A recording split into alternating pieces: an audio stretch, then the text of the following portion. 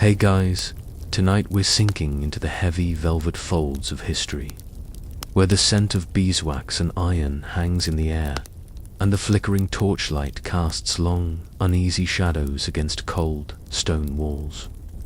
You're standing at the threshold of a medieval manor, rain dripping from your hood, about to step inside and learn what marriage really meant in the Middle Ages.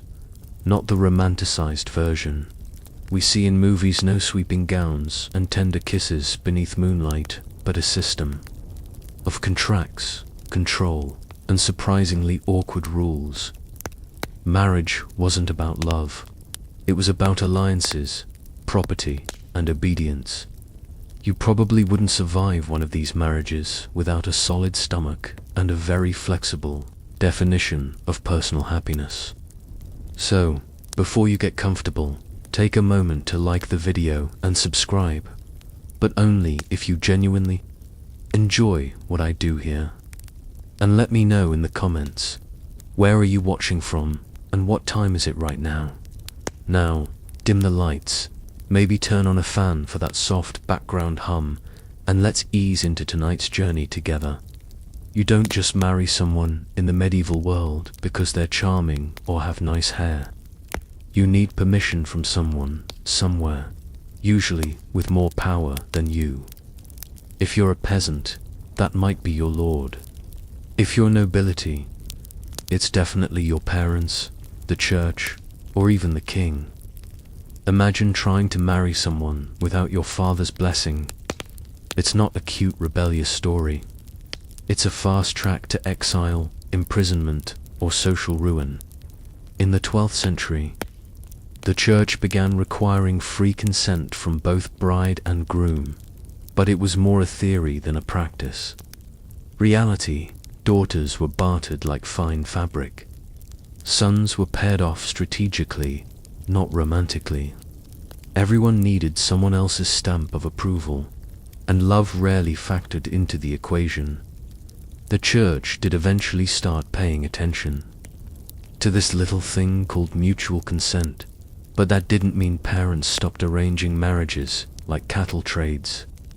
For peasants, the rules were slightly looser, but lords still liked to dabble in villagers' love lives. You'd often need a lord's blessing just to marry someone within his fiefdom, and he could deny your request if it didn't benefit him. It wasn't uncommon for young lovers to flee to neighboring towns in secret just to say vows without oversight, like some kind of medieval elopement, only with more sheep and fewer Elvis impersonators. And let's not forget the king's role. If you were landed gentry or highborn, your marriage was a matter of state, especially for heiresses. Kings had the power to override your family's plans and match you with someone they favored politically. Picture being a 14-year-old girl whose hand in marriage is suddenly promised to a balding 40-year-old war hero because the crown thinks it's a good match, and you don't get to say no, not without consequences. Even widows weren't safe. If a woman inherited land from a dead husband, the king could demand she remarry often to a man he chose, so the land wouldn't go to waste. It wasn't just kings meddling, either. The church could nullify marriages retroactively, arguing that they weren't valid without witnesses, consent, or consummation. Historians still argue whether this power was used more often to protect individuals or to control them. Some records suggest annulments were granted for legitimate reasons like coercion or fraud. Others paint a darker picture, that powerful figures used religious law as a cudgel to rearrange marriages like puzzle pieces, ensuring wealth and titles flowed the way they wanted. And all this permission-seeking wasn't just about formality. It carried real consequences. Marrying without the proper green lights could mean excommunication. That's right, get married in secret, and suddenly you're spiritually cut off. No communion, no confession, no burial in hallowed ground. And back then, being denied a Christian burial was terrifying. People believed it meant eternal unrest, wandering purgatory, or worse. You might as well have slapped the Pope and stolen his sandals. For commoners, the punishment might be a fine or public shaming, but for nobles, it could mean loss of lands, exile, or even war between families. Marriage wasn't personal, it was political. That doesn't mean all medieval marriages were bleak. Some couples genuinely grew to love each other. There are heartwarming letters and stories here and there, like those between Peter Abelard and Hilose, though their tale ends tragically. Still, affection did exist, often blossoming after marriage, but rarely before. You're reminded that this was a world where survival trumped sentiment. Choosing love over duty was seen as reckless, even dangerous. So imagine standing before your family, your lord, or your king, knowing full well your heart wants one thing, but your life, your status, and your soul are chained to another path entirely. You'd probably smile politely, bow your head, and do as you're told, because not doing so, that's how your story ends early and not in a poetic, candlelit way. Even the wedding ceremony itself reflected this power structure. The church began to formalize marriages in the 12th century, requiring that ceremonies be held before a priest and witnesses. But that requirement only grew stricter over time. Before then, marriage could be as simple as exchanging vows in front of friends, or even just agreeing verbally in private. Imagine modern couples being considered legally married just by whispering, "I promise," at a picnic. Sounds romantic, until someone tries to undo it. That looseness caused chaos. People would claim to be married when convenient and unmarried. When it wasn't, enter the church, wielding formality as a sword and a shield. They introduced bans public announcements of upcoming marriages in church 3 Sundays in a row to give the community time to object. Maybe the bride was already promised elsewhere. Maybe the groom had a secret wife in another town. Or maybe they were fourth cousins, and the church didn't like that. These rules weren't just about love, they were surveillance systems. Everyone knew your business, and if you tried to skirt the system, you were putting not just your relationship at risk, but your community standing, your land rights, and your eternal soul. Quirky side note: some bishops went a little wild with their interpretations. In 13th century France, one diocese required that couples marrying outside the parish pay a sin tax for the offense. The money, of course, went to the church. Historians still debate whether this was a moral deterrent or just a clever fundraising scheme. And while we're here, let's not forget the truly weird. In some areas, there were rules about which days you could marry. Lent? Nope. Advent? Forget it. Certain saints' days were also off limits. You had to thread the needle between holy days and harvest seasons. Miss the window, and you might be stuck waiting months just to tie the knot. Some traditions even dictated the time of day. Morning weddings were preferred, ideally before noon, when people were pure of thought, because obviously, after lunch, you're more likely to marry someone sketchy. All of these layers, permission, church approval, royal intervention, meant that love was always the last priority. Your life, your future, your afterlife, they were all held in the hands of others. You weren't just marrying a person. You were stepping into a maze of rules, expectations, and eternal consequences. It makes you wonder, if you lived back then, would you risk love at all? Or would you toe the line, smile for the priest, and whisper, "I do," even if your heart didn't? Not because you believed in the match, but because the alternative was unthinkable, or worsened holy. And that, dear listener, is just the Beginning of our strange, winding journey through the bizarre world of medieval marriage. Asterisk. Once you've gotten the necessary permission, whether from your parents, your feudal lord, or the church, your marriage journey is far from over. Because now comes the part where money, livestock, land, and social strategy get tangled into a transaction called the dowry. Marriage in the medieval world is less about kissing under a willow tree, and more about complex negotiations over who gives what to whom, how much, and whether goats count as a legitimate asset. The dowry was the money, land, or goods that a bride's family offered to the groom or his family, supposedly to support the new household, but really it functioned more like a bribe to make the girl more marriageable. Dowries could be extravagant if the bride came from wealth. Entire villages, vineyards, or even political favors were handed over with the bride like she was the world's most elaborately wrapped gift basket. But for the average peasant, it might be a pig, a loom, or a modest patch of barley field. There's a case from 13th century Italy where a woman's dowry included 2 chickens, a broken cartwheel, and a blessed figurine of Saint Agnes. No joke. The groom, on the other hand, was expected to provide what's called a dower or mourning gift, a promise of financial security for the wife, should he die before she did. Historians still argue whether dower rights genuinely empowered women or just sweetened the transactional nature of matrimony. But one thing is certain. Once the contracts were signed, the bride was no longer just a daughter, she was an asset. The idea was that the dowry would help the couple begin their life together. But often it disappeared into the husband's family wealth or was used to pay off old debts. You'd think that securing a decent dowry would guarantee respect, but in many cases it simply gave the husband more leverage.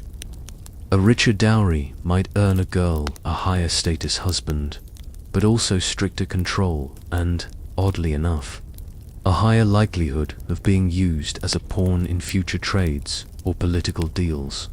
In some regions, particularly in Eastern Europe and parts of Italy, dowries became so competitive that families bankrupted themselves just to land their daughters a decent match. Picture that, taking out medieval loans just so your daughter doesn't end up married to the village dung collector. And even then, a dowry wasn't always safe.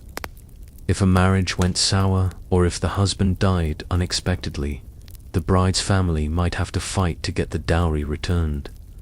Legal battles over dowries clogged medieval courts like dust in an old pipe organ.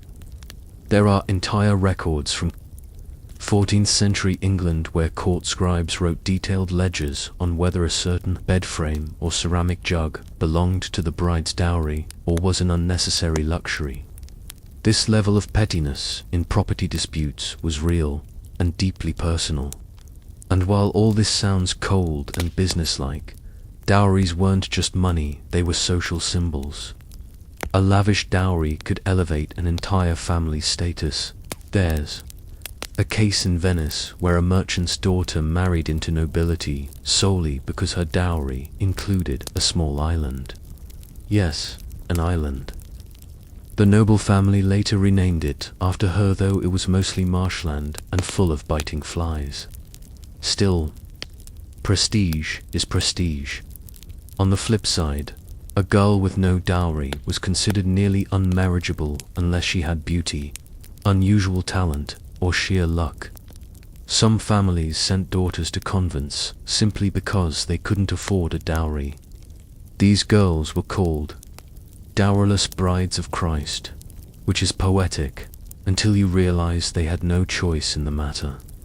It was either a husband or a habit, and even the church, ever practical, sometimes demanded a donation for entry into convent life.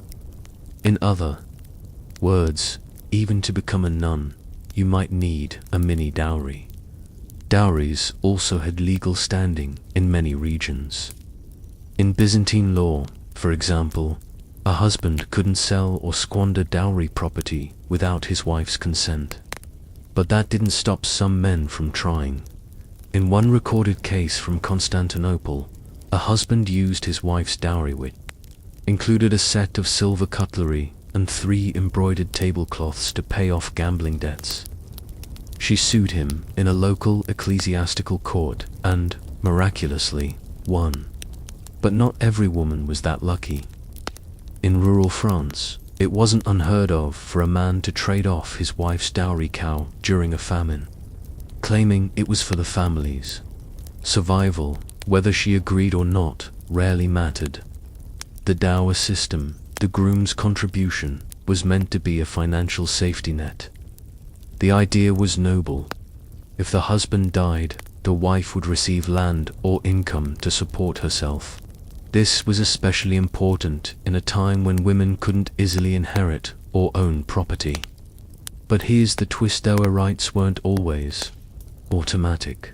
The groom's family might try to get out of paying it. Some couples formalized the dower in written contracts, with clauses like, should John die in battle, Margaret shall receive half the vineyard and a third of the grain from the western fields. But if they didn't formalize it, tough luck. Margaret, there are records of widows left destitute because their husbands forgot or purposely avoided documenting the dower agreement. In some places, like Anglo-Norman England, dower lands were carefully recorded in court rolls and parish books, but enforcement was still spotty. Widows had to appear in court and argue their case, often against hostile in-laws who were more interested in keeping the estate intact than supporting their brother's grieving wife. Legal texts like the Glanville in 12th century England actually devoted whole chapters to dower law, emphasizing how crucial this was in maintaining fairness, or at least preventing total chaos. Still, not all dowry or dower exchanges were grim. In some villages, dowry gifts included sweet oddities, hand-woven cloaks, carved wooden combs, or heirloom jewelry passed down through 6 generations. Some fathers would include a book, usually a prayer book or herbal remedy guide, hoping their daughter would bring wisdom into her new home. One record from a village near Prague mentions a man gifting his daughter a bundle of dry lavender to make her new house smell like her childhood. Tender, right? But don't get too misty-eyed. Just as often, you'll find dowry lists that include hilariously petty items. 1 cracked pot for boiling stew, though leaky, 2 mismatched spoons, and 1 angry goose. That goose probably had more personality than the groom. And now, for a fringe tidbit that most people overlook, in some remote areas of the Alps and the Balkans, local customs dictated that dowries had to be paraded through the village before the wedding. This meant a procession of carts, each carrying the bride's assets, furniture, linens, livestock, sometimes even her favorite broom. Everyone would watch and judge. If the dowry was impressive, the bride earned envy. If it was meager, she might become the punchline of local songs. One particularly snarky ballad from 14th century Austria starts, "She brought no butter, no cow, no bed, just a mouth and a mop, that's what he wed." Harsh. And let's not forget how all this impacted the groom's family. Accepting a bride meant accepting her dowry, but also the social obligations that came with her family. If the bride's relatives were ambitious or meddlesome, tensions could flare fast. There are stories of mothers-in-law sabotaging their sons' marriages because the dowry wasn't generous enough. In short, the dowry was never just money. It was status. It was leverage. It was a subtle declaration of a family's ambition, masked in linen sheets and bushels of grain. And if you're imagining trying to navigate all this without making enemies, disappointing your parents, or accidentally insulting your future in-laws. Yeah, good luck. Because in the medieval world, marriage was less about personal happiness and more about economic strategy. If you misplayed your hand, you didn't just lose love, you could lose your home, your reputation, or your claim to land. It makes you think differently about those romantic comedies, doesn't it? In a medieval setting, failure to bring a decent dowry wasn't quirky, was catastrophic. And once the dowry was paid, and the dower promised, and the permissions sorted, only then could the real fun begin. But don't exhale just yet. The strangest rules of medieval marriage are still ahead, including what happens when your spouse is 11. The church doesn't show up, or someone has to witness what happens after the wedding feast ends. Asterisk. Now that your marriage is officially approved and the dowry is being haggled over like you're selling a particularly troublesome ox, we enter one of the most bizarre and uncomfortable realms of medieval matrimony age. Because, unlike modern sensibilities where we at least pretend to wait for maturity, in the Middle Ages, the age at which you could get married was shockingly young by today's standards.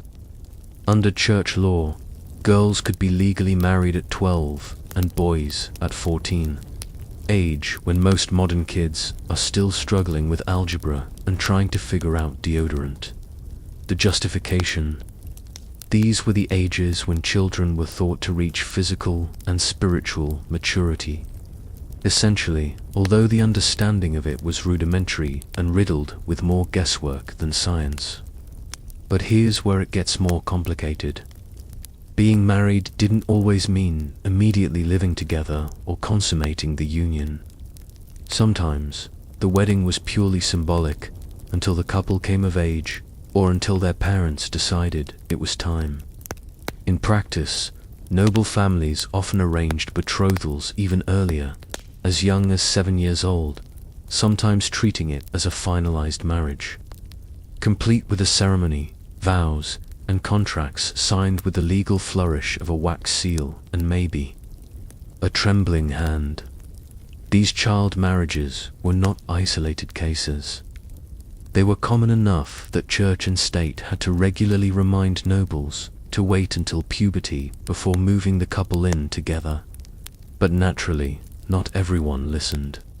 In some cases, especially in regions where land or inheritance was at stake, the marriages were rushed forward for political reasons, and children were expected to behave as adults in every sense. There's a historical record of a noble girl in Castile who was married at 10 and became a widow by 11. In another eerie case, an English boy of 12 was documented as being married, shipped off to his wife's estate, and made to supervise adult servants, while probably still losing at chess to his tutor. Historians still argue whether these marriages were taken seriously or just considered legal placeholders until the couple matured.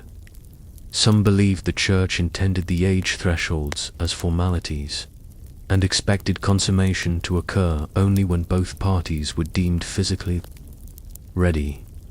But the lack of consistency across regions created an unpredictable mess. In rural villages, traditions sometimes took precedence over church rules. You might find peasants marrying off their daughters as soon as they could carry water or bake bread without burning the cottage down. Meanwhile, wealthier families often used the early marriage contract as a tool to reserve a bride or groom for future alliances, almost like medieval matchmaking with a layaway plan. And the consequences could be dire. If either party died before the marriage was consummated, the surviving partner could lose their claim to inheritance, property, or titles. A 10-year-old widow might find herself penniless and forced into a convent, not because of grief, but because the law said her marriage never really counted. The fragility of these youthful unions often meant that powerful families hedged their bets if the child bride died. They simply married her sister to the same groom. That's not speculation. It happened frequently enough to be a recognized social pattern. There's a case from Burgundy where 3 sisters were consecutively married to the same count, each replacing the one who had died too soon or failed to produce an heir. Talk about recycling. And let's not even get into how deeply gendered these rules were. Boys were often given more time and freedom to grow, to study, to take on apprenticeships, or to prepare for inheritance. Girls, on the other hand, were expected to marry young to maximize childbearing years. It wasn't uncommon for a noblewoman to have her first child by 14 and be on her third by 20.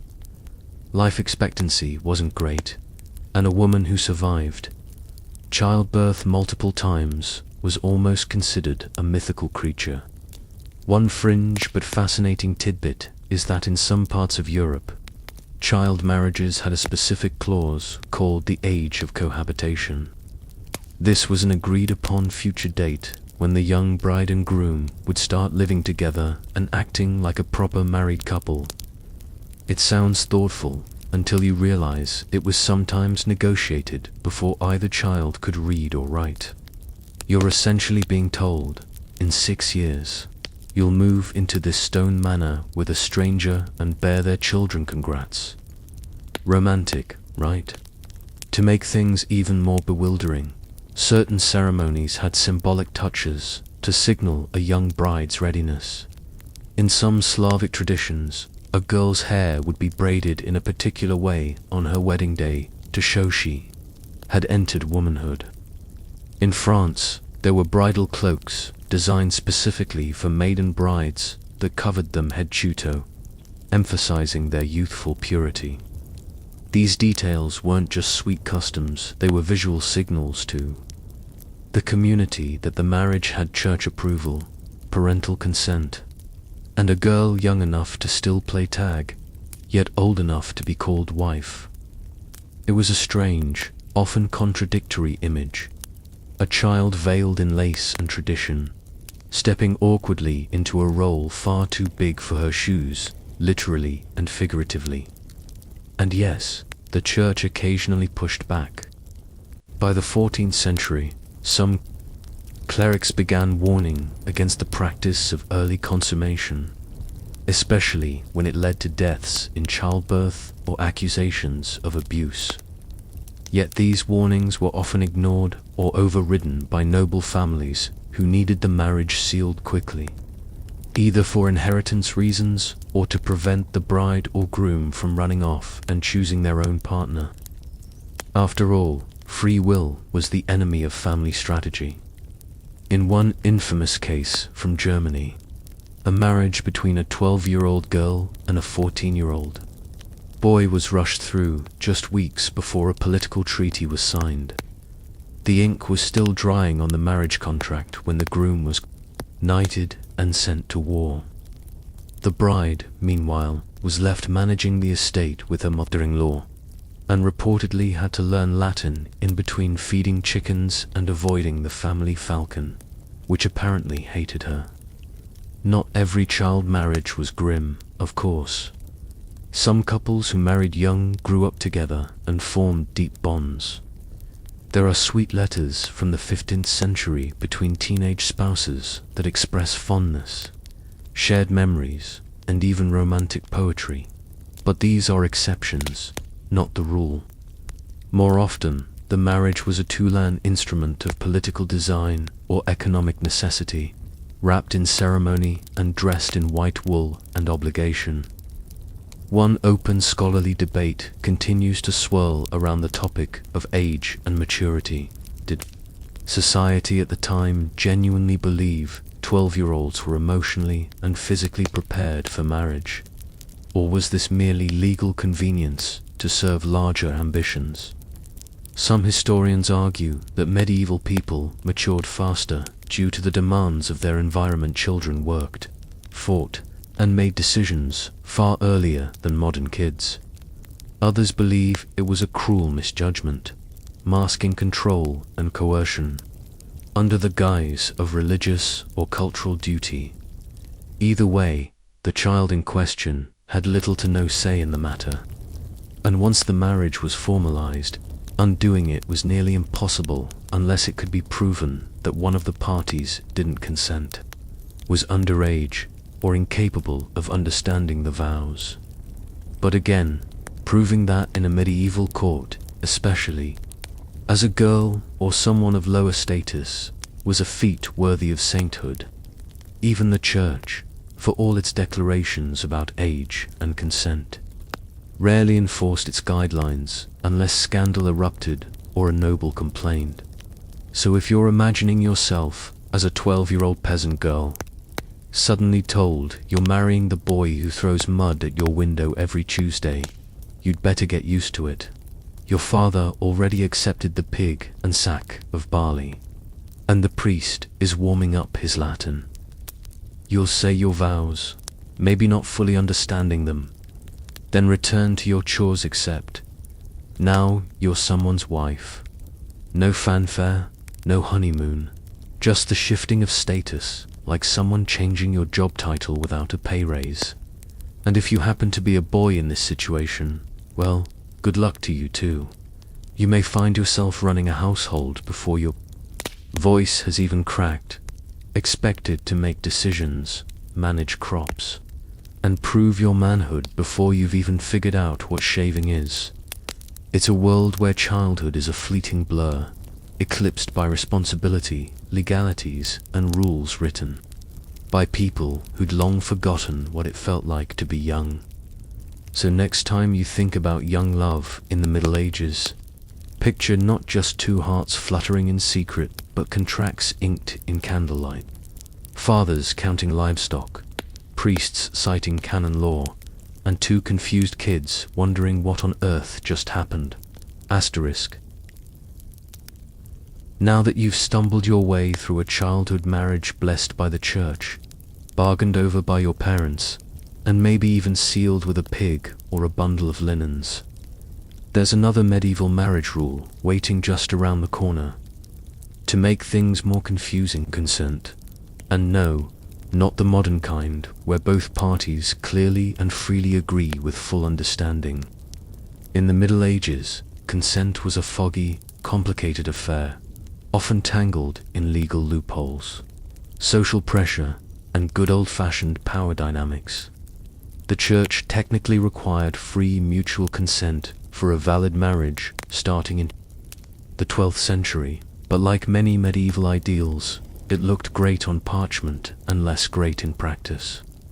Your father could consent for you, especially if you were a minor or female, and in some legal interpretations, even an adult woman could be pressured or coerced without the marriage being considered invalid. Less, of course, she could prove it in court, which was about as easy as climbing a greased ladder in chainmail. One fascinating fringe example comes from 13th century France, where a noblewoman tried to annul her marriage by arguing that her nod at the altar was due to threats from her brother and the looming presence of an armed guard. The court ruled against her, stating that a nod, no matter how nervous, still counted. Historians still argue whether this reflected a legal blindness to coercion or a social insistence on keeping marriages intact at all costs. And if the woman didn't say no loudly and clearly enough, well, that was her fault.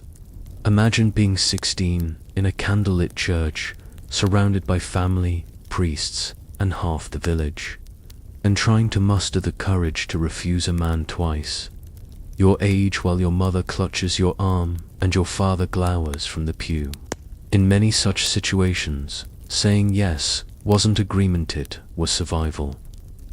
The law might have pretended to care about free will, but culture had already made its decision. There were even classifications of consent that muddied the waters further. The church differentiated between present consent, we marry now, and future consent, we promise to marry later.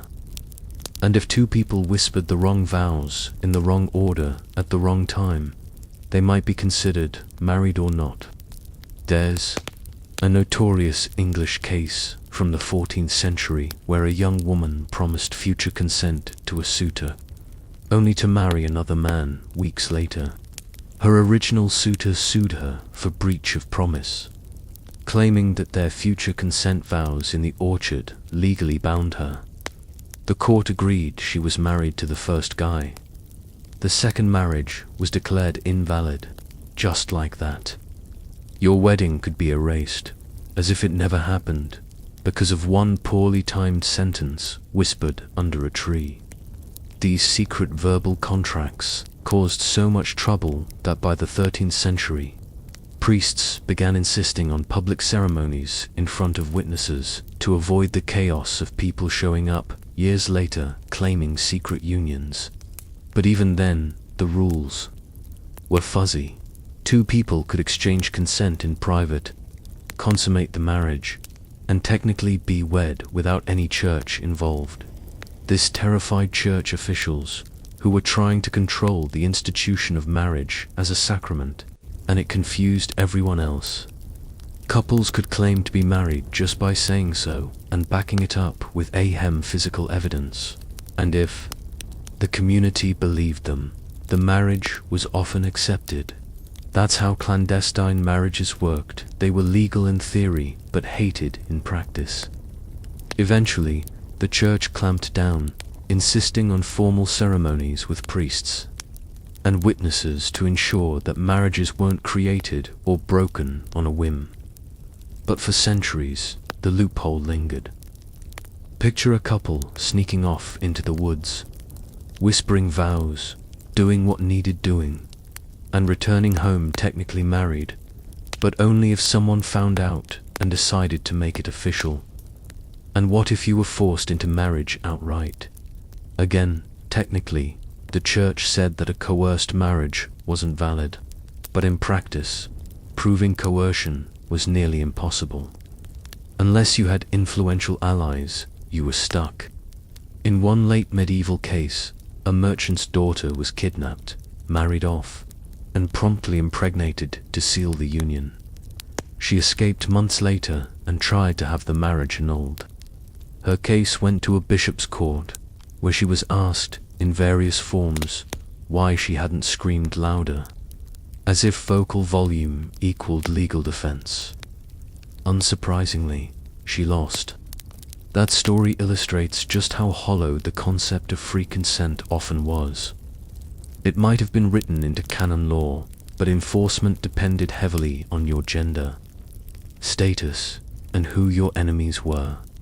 A noble woman with powerful family connections might succeed in annulling an unwanted marriage. A peasant girl, she'd be laughed out of the court or worse, punished for defying her husband.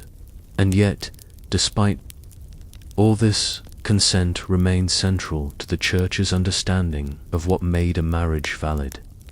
Unlike many secular cultures that based marriage on family approval or consummation alone, medieval Christianity put surprisingly heavy emphasis on mutual agreement, if that agreement was whispered under duress, faked in front of witnesses, or twisted by manipulation. It created a legal landscape full of contradictions. You had to want to be married, but not too vocally. You had to agree, but without causing scandal. And you had to do it all in front of a priest, as you didn't, in which case, it still might count. It's no wonder that medieval marriage courts were flooded with strange cases. There's an infamous example from Italy where a man tried to get out of a marriage by claiming that his bride had agreed while drunk on sacramental wine. Her defense: she was only pretending to be drunk to calm her nerves. The court ruled that she knew what she was doing and upheld the marriage. So, basically, if you looked like you meant it, that was enough. Another quirky case from London involved a couple who exchanged consent while wearing disguises during a festival. When the bride's father found out, he declared the whole thing invalid, calling it a jesting ceremony. But since they'd consummated the relationship and confessed it to a priest, the court ruled that, surprised they were truly and legally married. Historians still discuss whether these loopholes were bugs or features in the system. But one thing is clear: the church was in a constant game of catch-up, trying to regulate a deeply human, deeply messy institution with rules that were often outpaced by emotion, secrecy, and desperation. And this messiness disproportionately affected women. Once you consented even under pressure, you lost much of your legal autonomy. If your husband claimed you had agreed and you hadn't screamed, protested, or written your refusal in triplicate, the church often sided with him. And forget trying to prove post-marital abuse or neglect. The bar for annulment was high, and even if you could clear it, the social stigma was often unbearable. A woman who fought for annulment might succeed legally, but be shunned by her community and disowned by her family. There was no easy way out, which made the rules of consent all the more terrifying. And yet, in a bizarre twist, this very emphasis on consent sometimes worked in women's favor.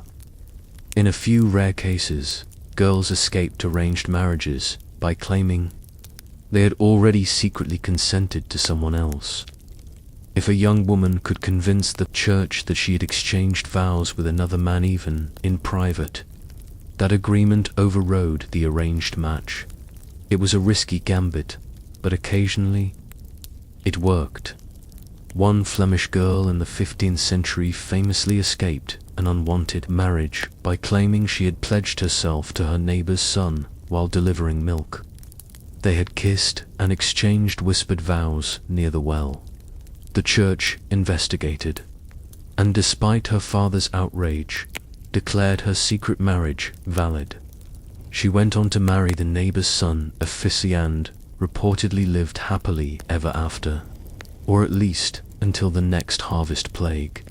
So while the concept of consent was often manipulated, misunderstood, and ignored, it also held the potential for defiance. In the labyrinth of medieval law and church regulation, those two whispered words, "I will," could either chain you forever or set you free, depending entirely on timing, witnesses, social status, and how sober you appeared at the moment.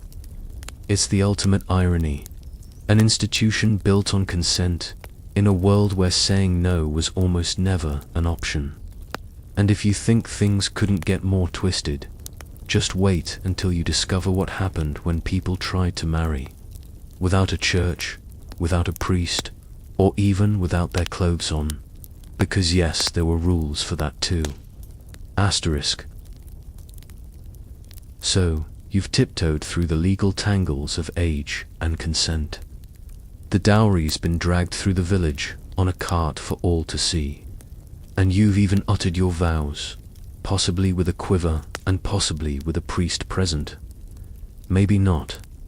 But don't get too cozy just yet, because now we enter what might be the strangest, most eyebrow-raising arena of all medieval marriage rules.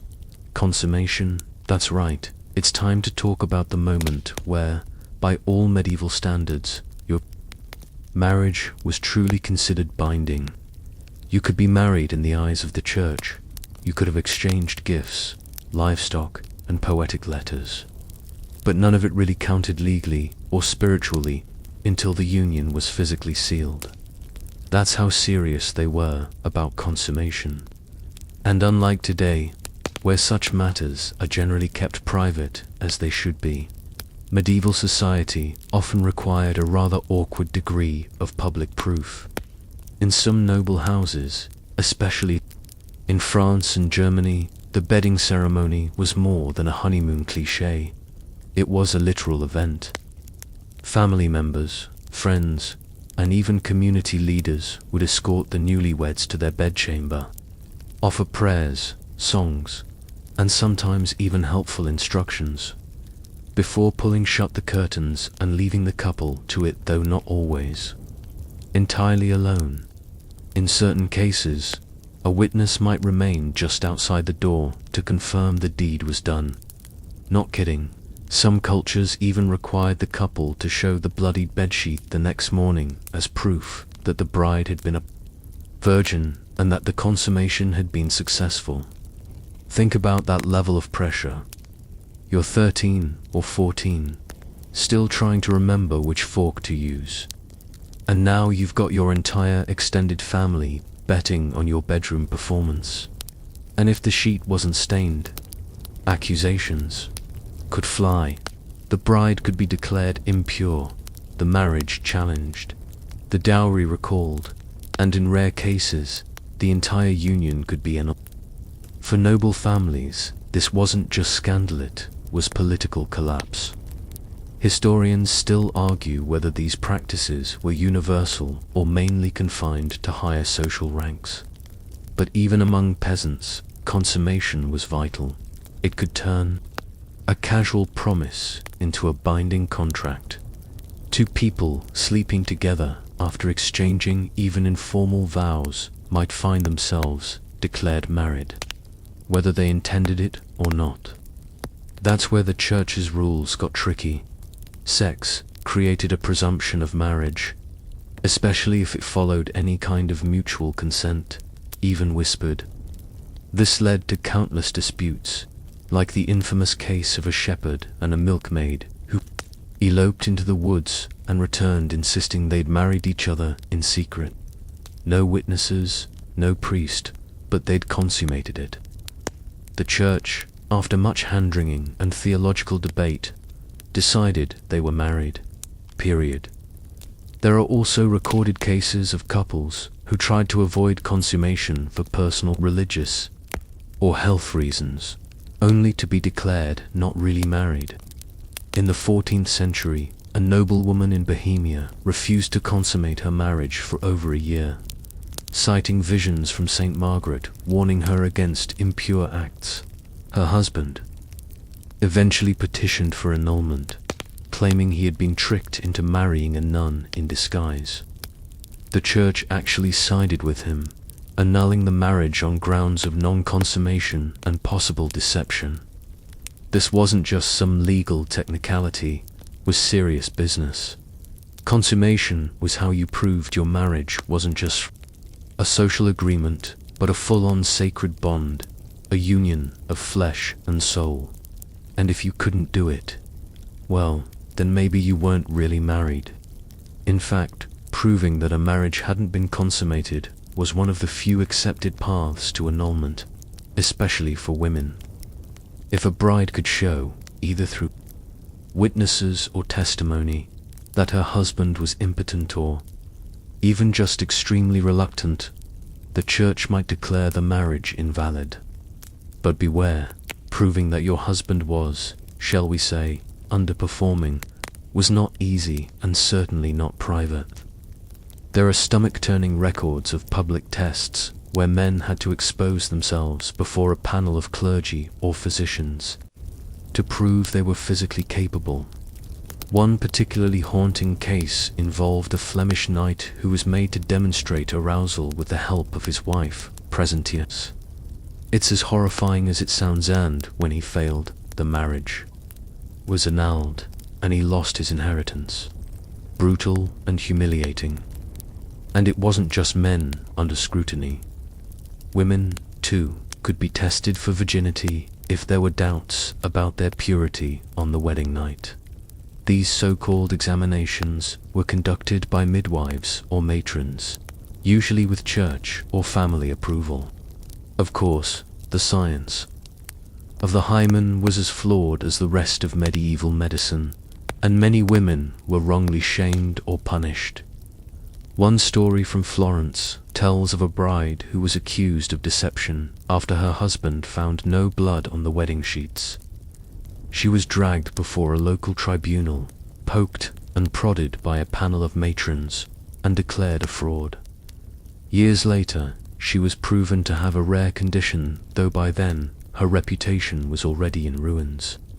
And if you're thinking, all this sounds horrifyingly invasive and completely lacking in romance, well, you're not wrong. Consummation was both a sacred rite and a deeply political act, one that could make or break fortunes, decide inheritances, and anchor alliances. Some families even planned their daughters' conceptions carefully, hoping to produce an heir within the first year of marriage. A pregnancy was the ultimate proof of consummation, and a child meant the marriage was cemented in the eyes of both the church and society. On the flip side, a failure to conceive often led to blame, usually aimed at the wife.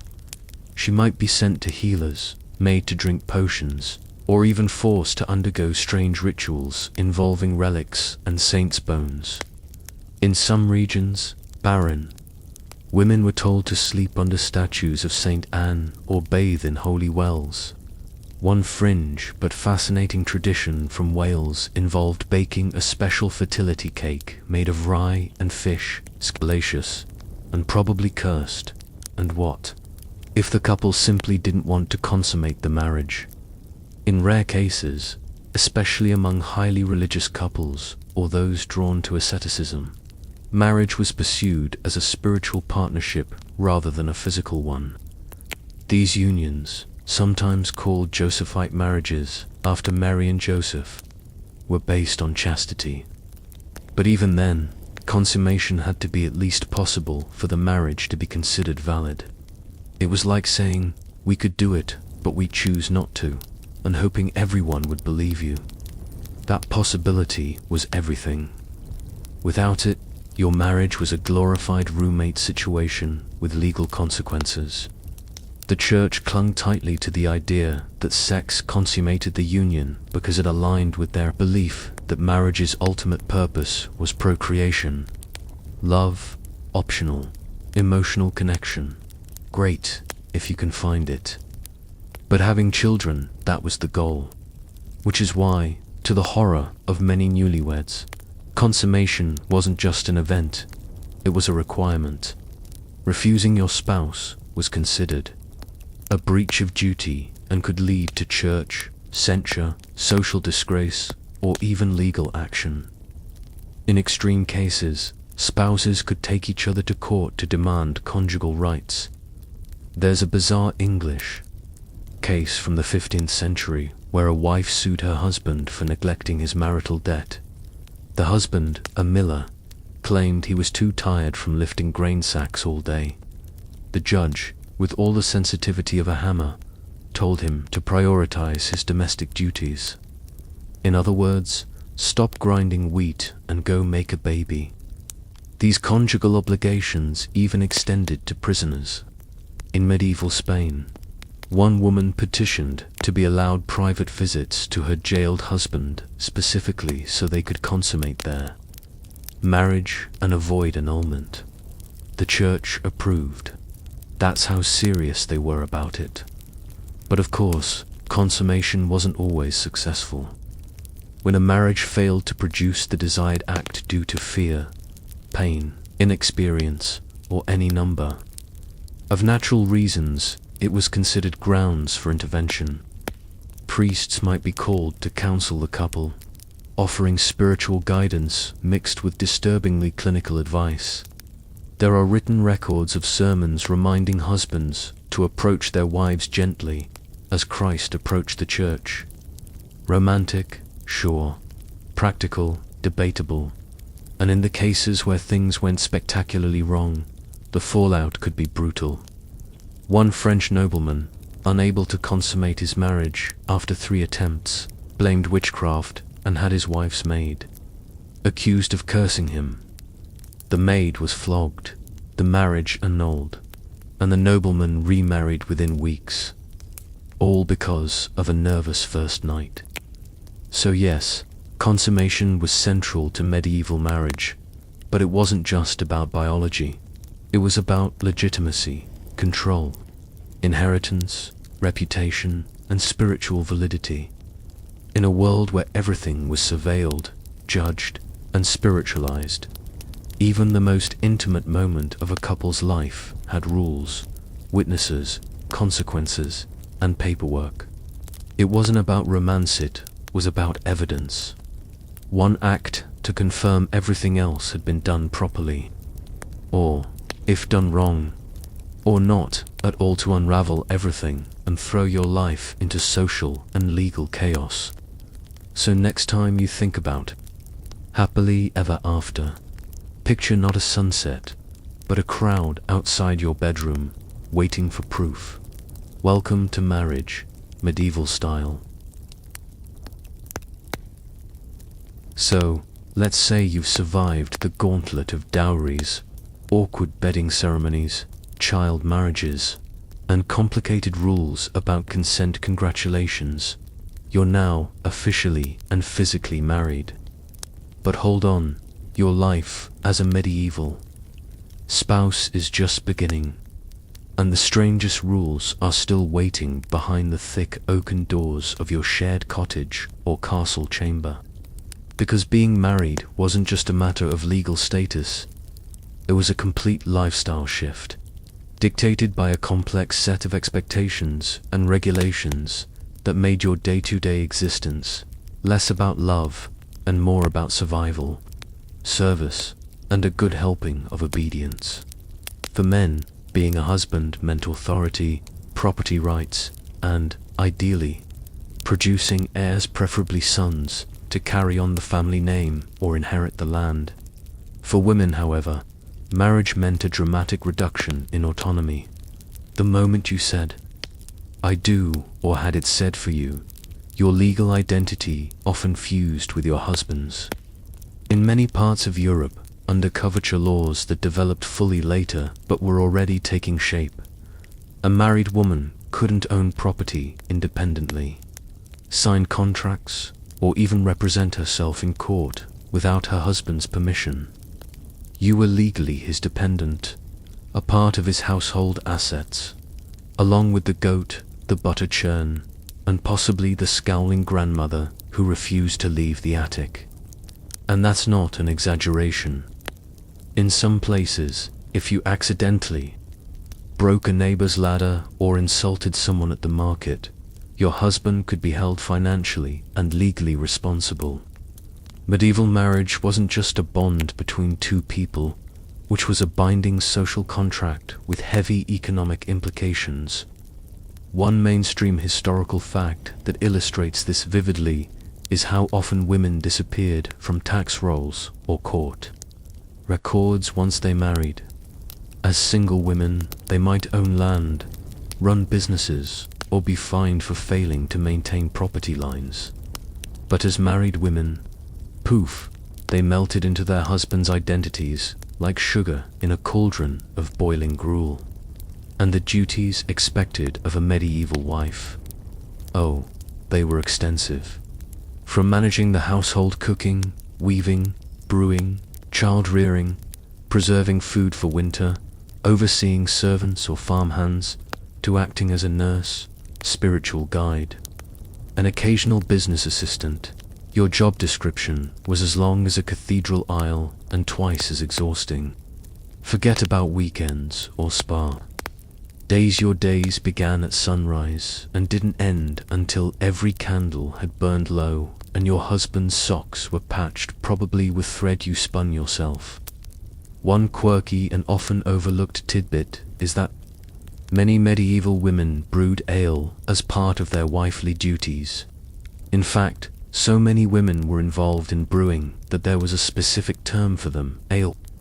These women became essential members of the local economy until the brewing business grew too profitable and men muscled their way in, eventually accusing alewives of corruption, sorcery, or poor hygiene to push them out. But for a golden moment, being an alewife was considered not only honorable but practically required. Your ability to produce decent beer could make or break your family's income, and in many villages, your neighbors depended on it more than they depended on the local priest. But don't let the occasional economic role fool you. Most medieval marriages were deeply hierarchical, with obedience baked into the vows. In England, the church explicitly encouraged women to obey their husbands in all things, except when doing so would contradict God's law. This left plenty of room for abuse, unfortunately. While the church did preach moderation and kindness within marriage, the enforcement of these virtues was shaky at best. A husband could discipline his wife physically, so long as it didn't leave visible injuries or result in death. This was called reasonable correction, and yes, that's as chilling as it sounds. Records show that some communities even had tools like the scold's, bridle, or the ducking stool reserved for women considered disobedient, nagging, or gossipy. You could be punished in public, humiliated, and left with little legal recourse. Historians still argue whether these punishments were commonplace or exaggerated in later accounts. But either way, the fact that they existed at all shows just how tightly marriage and control were interwoven. It wasn't all misery, though. In many cases, married couples did genuinely develop companionship and even affection.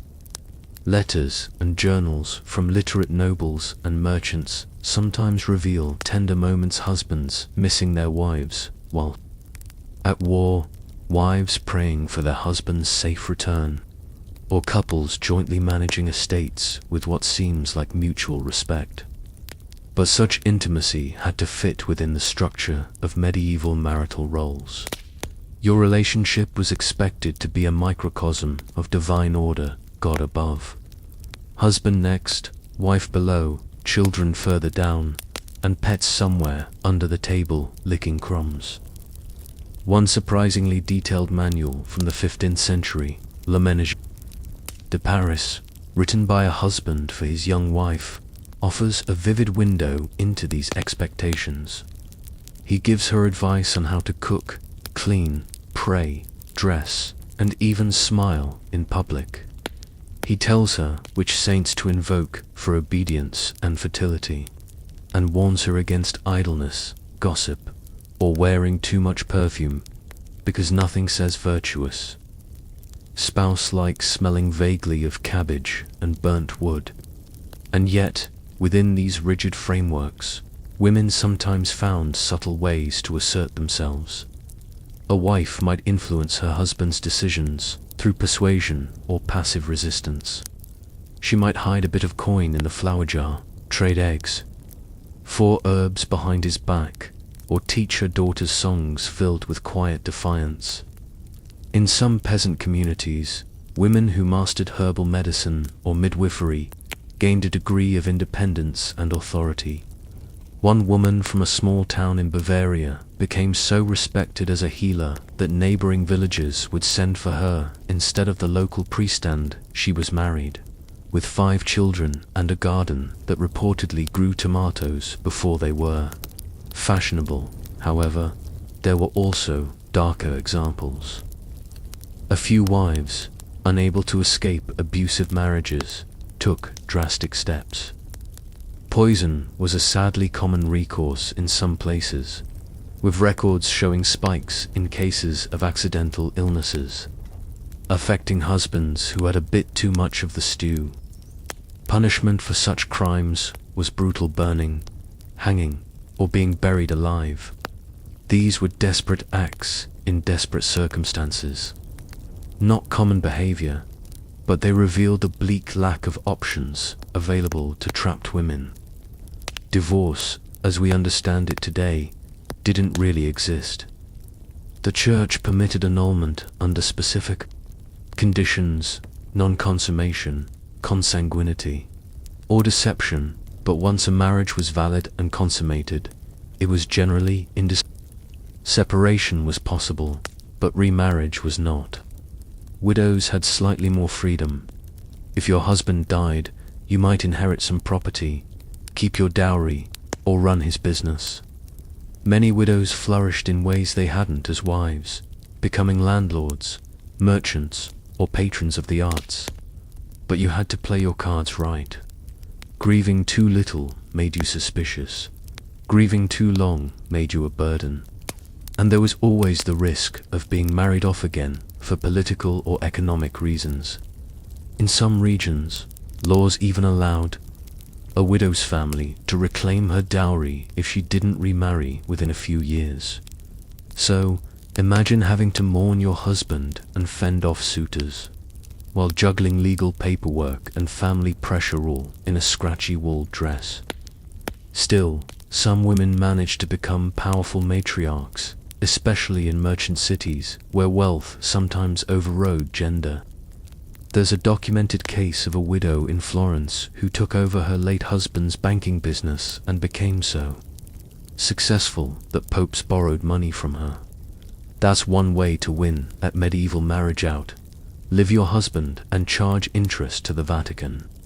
But for most people, marriage was a lifelong bond that came with clearly defined roles, expectations, and rules. You didn't choose your partner freely, you didn't get a prenup, and you certainly didn't grow together through therapy.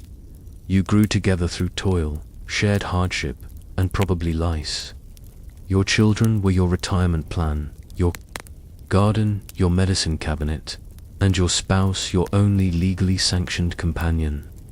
Love might come in time, or it might not. But obedience, that was non-negotiable. And just when you thought it couldn't get more surreal, wait until you find out how church feast days, saints, relics, lunar cycles, and animal behavior influenced your married life, from when to sleep together to how to name your children. In medieval marriage, nothing was left to chance. Everything had a rule of in love. Now that you've stepped fully into your married life, complete with its layers of expectation, household duties, and social pressures, you might be thinking you've finally found a rhythm. You wake up at dawn, tend to the fire, check the animals, deal with the neighbors, and maybe, just maybe, find 5 minutes to breathe before doing it all again. But here's the next strange twist in medieval marriage. Your personal intimacy. That part wasn't just between you and your spouse. It was regulated by the church, influenced by superstition, and governed by a bewildering mix of lunar cycles, religious calendars, and even the movements of the stars.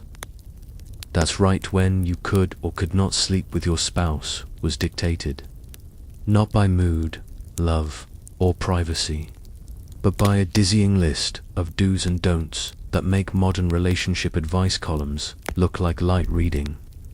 First, let's talk feast days. According to church doctrine, there were more than 180 days a year when sex was forbidden. That included all Sundays, major feast days, Lent, Advent, the 40 days after Easter, the eve of every saint's feast, and a host of other holy periods when marital relations were considered sinful. So, if you were in the mood but happened to glance at the church calendar and see it was St. Etheldreda's Eve, you'd better cool your jet and say a prayer instead. Historians still argue whether these bans were strictly enforced or more like pious suggestions that only the most devout followed, but church authorities certainly took them seriously. There were sermons, confession manuals, and even illustrated guides outlining acceptable and unacceptable times for intercourse. One medieval priest wrote an entire treatise explaining that couples who broke these rules risked eternal damnation and the weeping of angels. Dramatic? Absolutely. Effective? Probably. Fear was a great motivator, but the calendar wasn't your only bedroom supervisor. Superstition played a huge role in guiding medieval intimacy. It was widely believed that the phase of the moon could influence conception and the health of the baby. A full moon might bring strength and beauty, while a waning moon could result in a frail child or, worse, misfortune in the household. Astrological charts were sometimes consulted before attempting to conceive, and certain positions or days were thought to influence the child's gender. Want a boy? Better aim for a Tuesday after Mass, hoping for a girl. Friday night under a crescent moon was your best bet, though no guarantees, of course.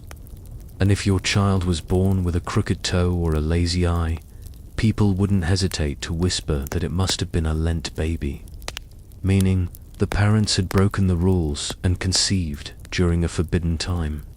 One fringe but bizarre belief was that if you conceived during a solar eclipse, your child might be born mute or with an extra finger. Another, that the presence of certain animals, cats, goats, or even bats during intercourse could stain the soul of the unborn. So if a goat happened to wander into your stable room chamber mid-session, you'd better head to confession, and maybe find a new room. The church's involvement didn't end with when you could have sexed, extended into how and why sex was only sanctioned for procreation.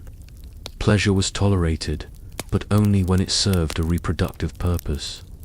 The missionary position was favored, not because of comfort, but because it was seen as the most natural and God-pleasing. Other positions were frowned upon or outright condemned. Certain confession manuals instructed priests to ask married couples about their positions during intercourse. And yes, it's as uncomfortable as it sounds.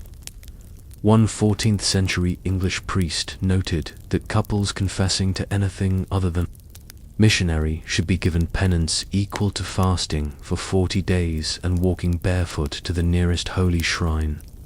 That's a long walk for an extra moment of creativity. The rules around intentions were also rigid. If you engaged in intimacy purely for pleasure, even within marriage, some church thinkers argued it was a venial sin. If you intentionally avoided conceptions by withdrawing early or using early versions of contraception like herbs or animal bladders, you could be excommunicated. The idea that married couples might want to enjoy each other without reproducing every single time was largely ignored or condemned by religious authorities, even though couples surely found ways around the rules in secret. Speaking of contraception, medieval people were surprisingly resourceful, though the church did everything it could to suppress the practice. Herbal remedies like paniro, rue, and silphium were commonly used, though silphium was so popular it went extinct. Some women wore amulets or charms thought to prevent conception, and there were whispered instructions passed from midwives about timing, positions, and even strange rituals involving river stones or lunar incantations. But using these methods came with risk. If discovered, you could be accused of witchcraft or heresy. In fact, historians still debate how much of the early witch trials were fueled by women's knowledge of reproductive control.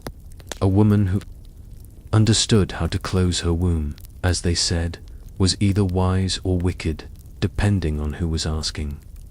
There's even a record from southern France, where a woman was arrested for teaching other women how to avoid the seeds quickening.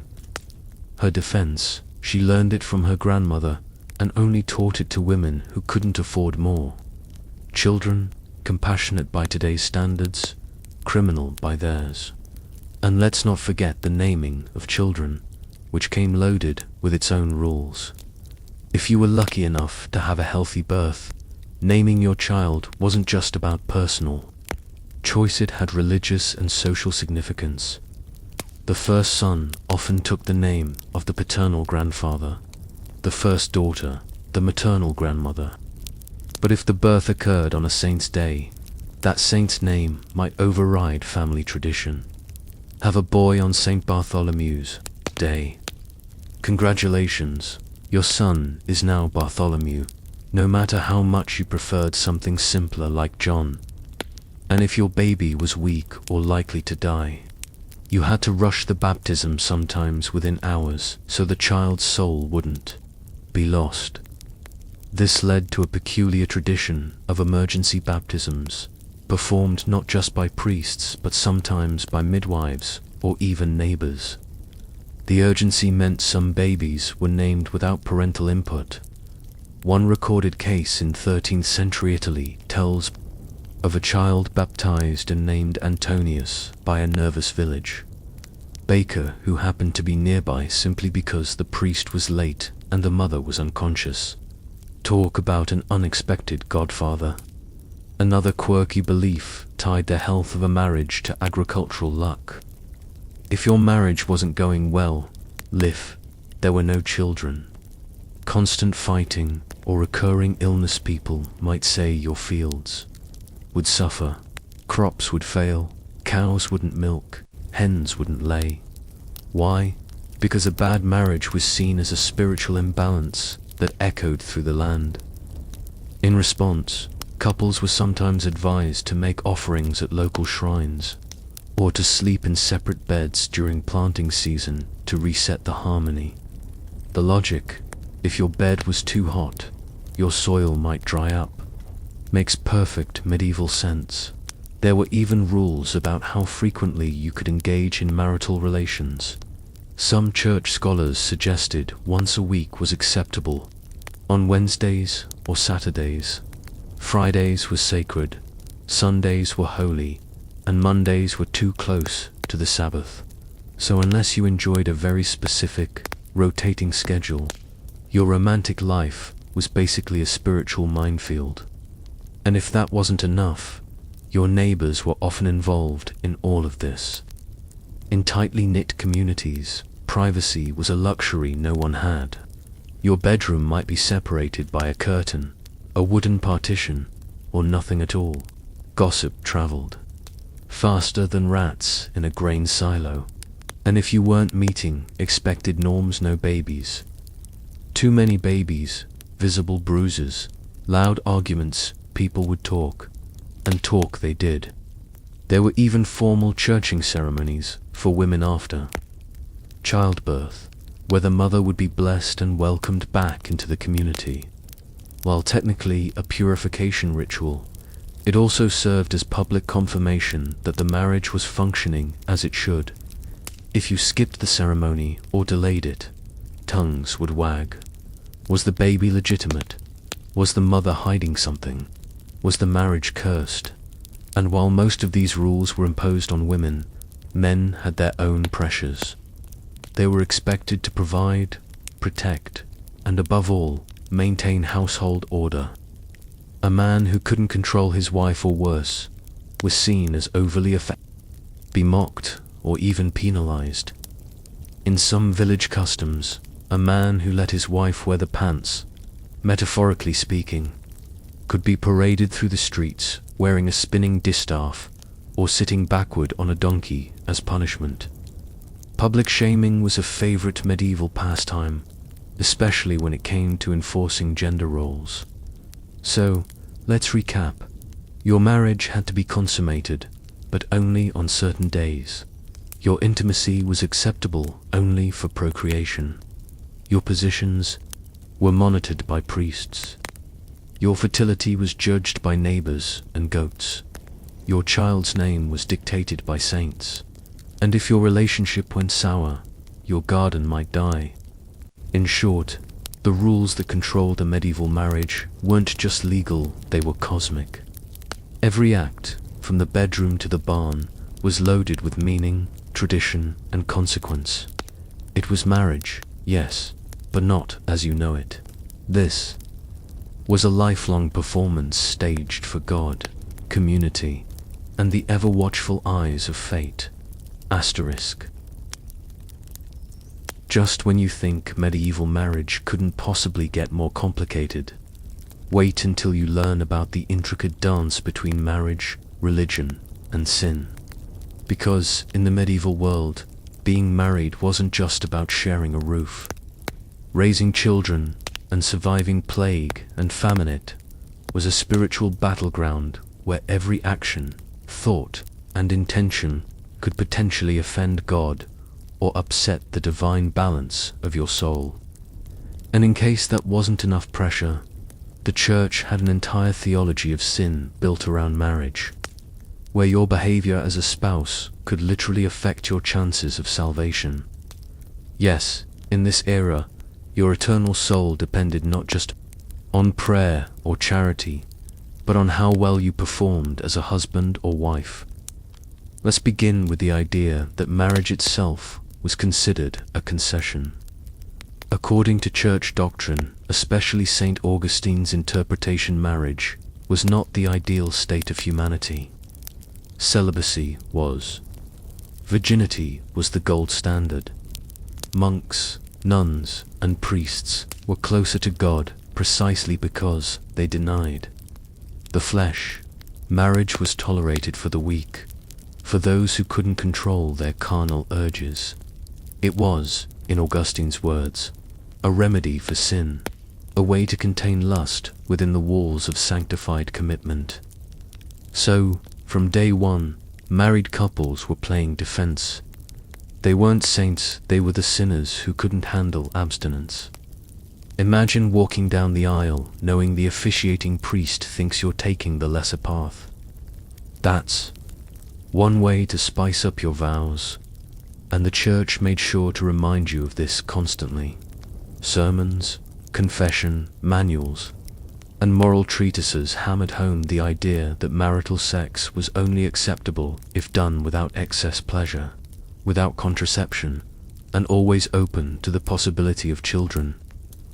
If you enjoyed it too much, or got creative, you had to confess it. One particularly stern guide from the 13th century instructed confessors to ask, "Did you touch your spouse lustfully?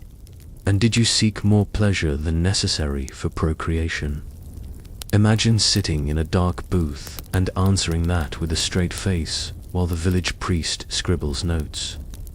Of course, this didn't stop people from enjoying their married life. People are people, after all.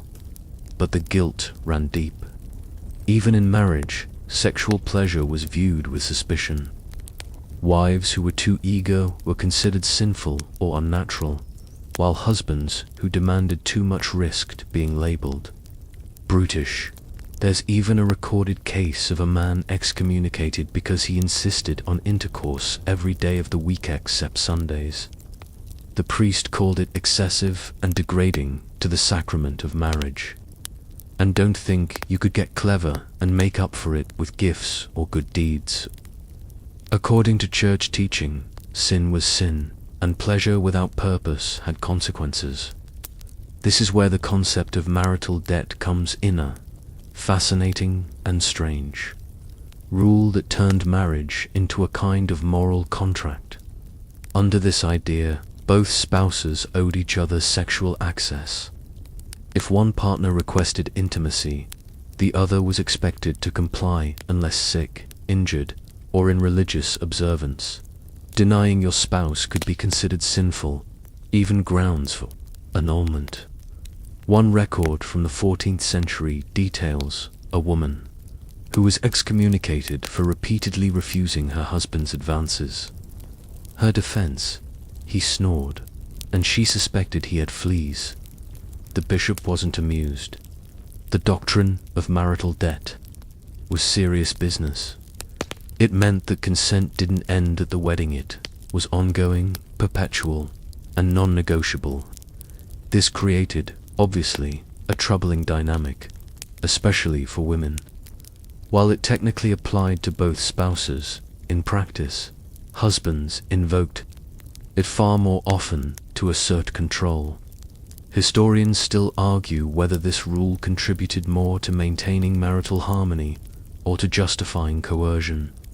But its presence in church law shows just how closely morality and intimacy were intertwined. And then there were the penitential seasons.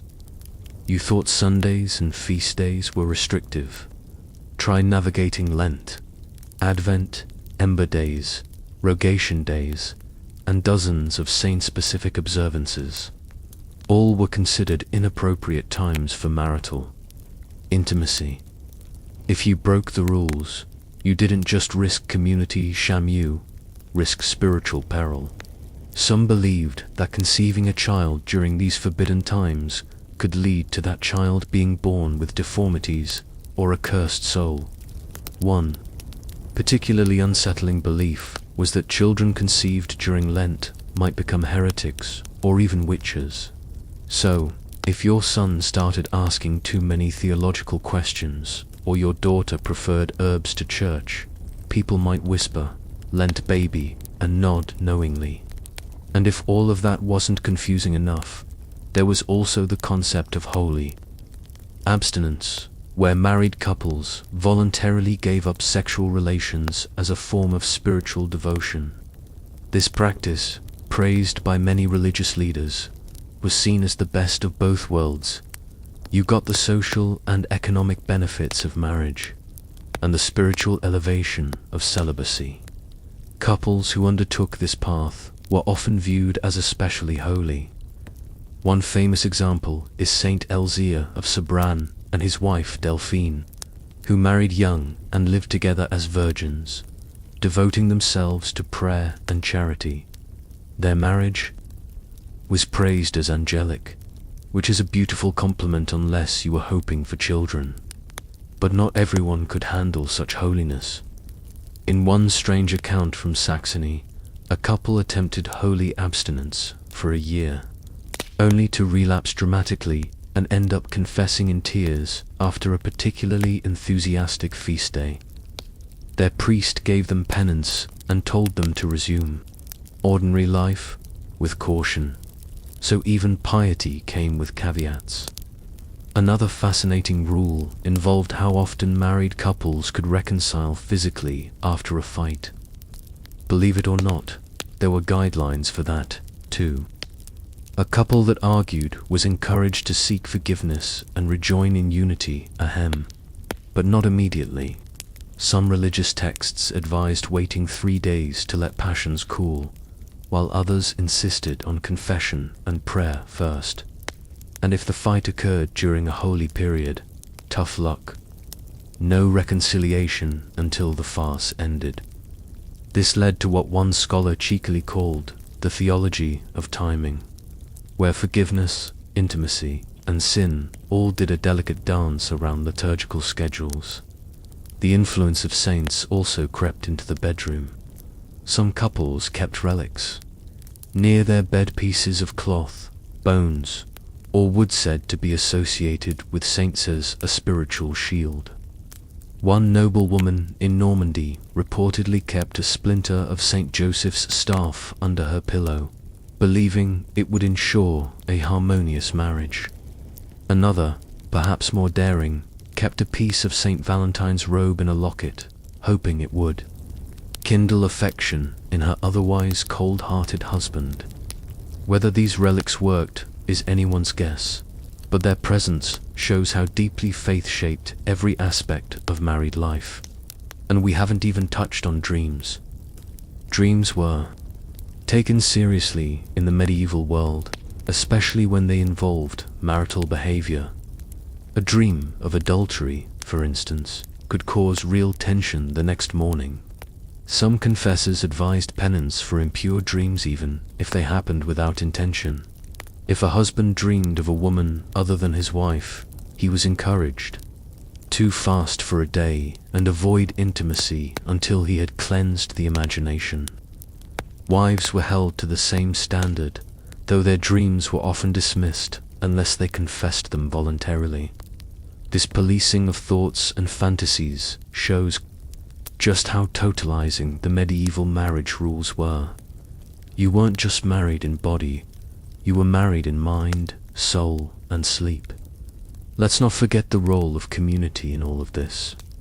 Your marriage wasn't just your business, it was a public institution, a mirror of society's morals and the church's teachings. Neighbors, priests, and family members all had a say. If your marriage faltered, it wasn't just a private crisis, it was a communal failure. Elders might intervene, priests might preach specific sermons aimed at your doorstep, and even local lords could demand explanations. There's a recorded case of a nobleman who was summoned by his liege lord and scolded for allowing his wife to wander too freely. His punishment: 3 days of public prayer and a donation to the church bell fund. Harsh, but the real hammer of control came through confession. Married couples were expected to confess regularly, at least. Once a year, and confessors were trained to dig deep. Confession manuals listed specific questions for married people, including whether they had respected feast days, avoided contraception, engaged in unnatural acts, or committed adultery. Some priests even assigned couples shared penance to rebuild trust, like fasting together or walking barefoot to a shrine. A public reminder that your sin had consequences, not just for you, but for your marriage and your standing in the eyes of God. So, by now, you might be asking yourself, how did anyone survive this system? How did they find love, joy, or peace in a marriage so burdened with rules, fears, and expectations? The answer is surprisingly, they often did. Beneath the weight of theology and superstition, many couples carved out lives of genuine companionship. They raised children, shared burdens, laughed over meals, and held hands at funerals. They found grace in the everyday acts of kindness, feeding each other, praying together, repairing a roof before the storm.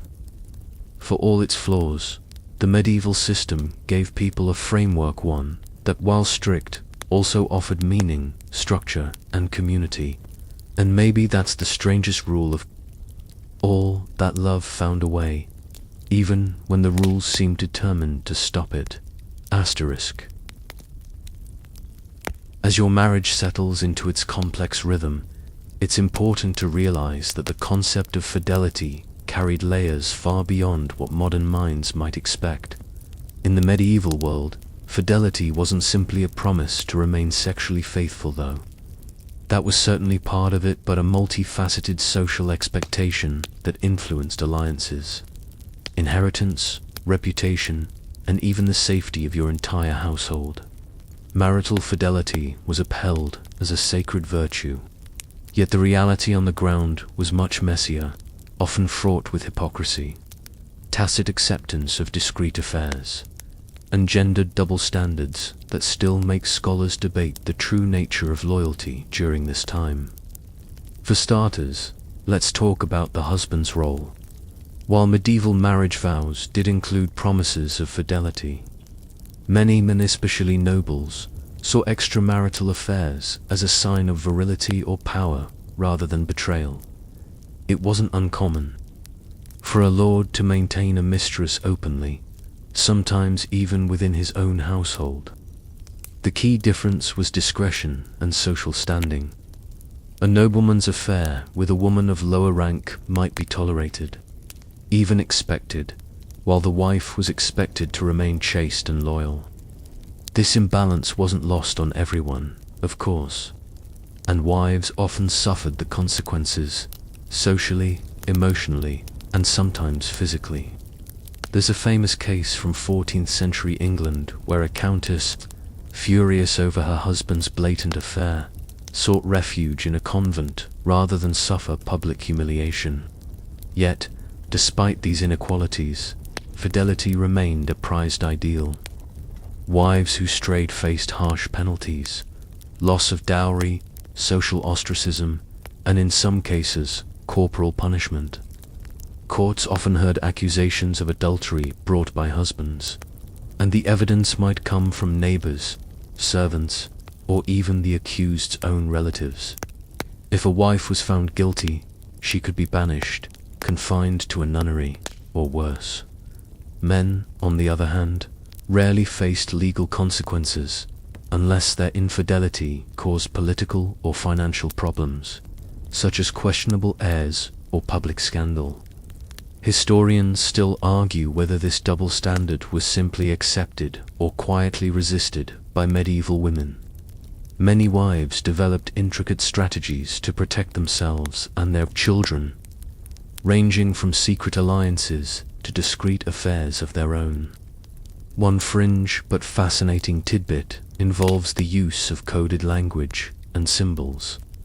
Women might communicate loyalty, displeasure, or clandestine messages through embroidery on their clothing, subtle gestures during church services, or even the type of herbs they planted in the garden. The famous language of flowers wasn't just Victorian. Its roots trace back to medieval times, when a sprig of rosemary could mean remembrance and loyalty, while a violet might hint at hidden sorrow. This silent communication provided women a modicum of agency within otherwise restrictive marriages. Another surprising aspect of medieval fidelity was the influence of legal and religious institutions. The Church, deeply invested in maintaining the sanctity of marriage, established tribunals to try cases of infidelity, but their scope was often limited. Adultery was viewed not only as a personal sin, but as a threat to social order, especially when it endangered inheritance rights. If a husband doubted the legitimacy of his heir, the consequences could be catastrophic: disinheritance, loss of titles, or violent feuds. That's why proving paternity became a matter of public concern.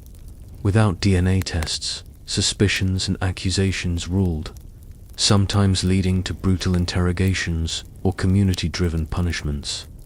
One remarkable case from 15th century France involved a noblewoman accused of bearing her lover's child instead of her husband's. The dispute escalated into a full-blown legal battle involving bishops, judges, and family elders, with the child's right to inheritance hanging in the balance. The court ordered physical inspections, witness testimonies, and even forced the woman to swear an oath on relics of saints to assert her fidelity. The tension in such cases could ripple across entire regions, fueling conflicts that lasted decades. But fidelity was not just about physical acts. It extended to emotional loyalty as well. The medieval Church promoted the ideal of conjugal love as a spiritual union, encouraging couples to develop affection, respect, and mutual support. This ideal was enshrined in romantic literature and poetry, such as the troubadour songs of southern France, which celebrated courtly love and chivalric devotion. However, historians debate whether these portrayals reflected real marital dynamics or were more aspirational myths created by the elite. For most common folk, marriage was more practical than poetic, but even peasants aspired to bonds of trust and companionship. The tension between ideal and reality made fidelity a complex social negotiation. There were also societal mechanisms that reinforced fidelity. Public rituals, like the annual renewal of vows during certain feast days, reminded couples and communities of their commitments. Gossip and community surveillance played significant roles in monitoring behavior. Your reputation was not yours alone, belonged to your family and your neighbors. A husband or wife caught in scandal risked not only personal shame, but the collective dishonor of their kin. This collective dimension added weight to personal choices and made secrecy both necessary and difficult. One curious custom involved wife watching, where community elders or kin would observe young brides shortly after marriage to ensure they adhered to expected standards of behavior. While intrusive, it functioned as social control, reinforcing norms and deterring infidelity. Interestingly, some couples developed more private ways to maintain fidelity, such as elaborate codes of conduct, symbolic gifts, or arranged romantic getaways to secluded spots. These moments of intimacy, though rare, helped build trust and emotional bonds. In the end, medieval fidelity was not a simple matter of black and white morality, but a rich tapestry woven from legal, religious, social, and personal threads. You had to navigate expectations from the church, demands from family, your own desires, and the practicalities of daily life. It was a constant balancing act, where loyalty was as much about survival and honor as about love. And despite all the constraints, many couples found ways to foster genuine affection and partnership. In some cases, marriages that began as strategic alliances grew into deep friendships, where fidelity became a shared value rather than an imposed rule. So, when you think about fidelity in the medieval period, remember, it wasn't just about what happened in the bedroom or on the legal record.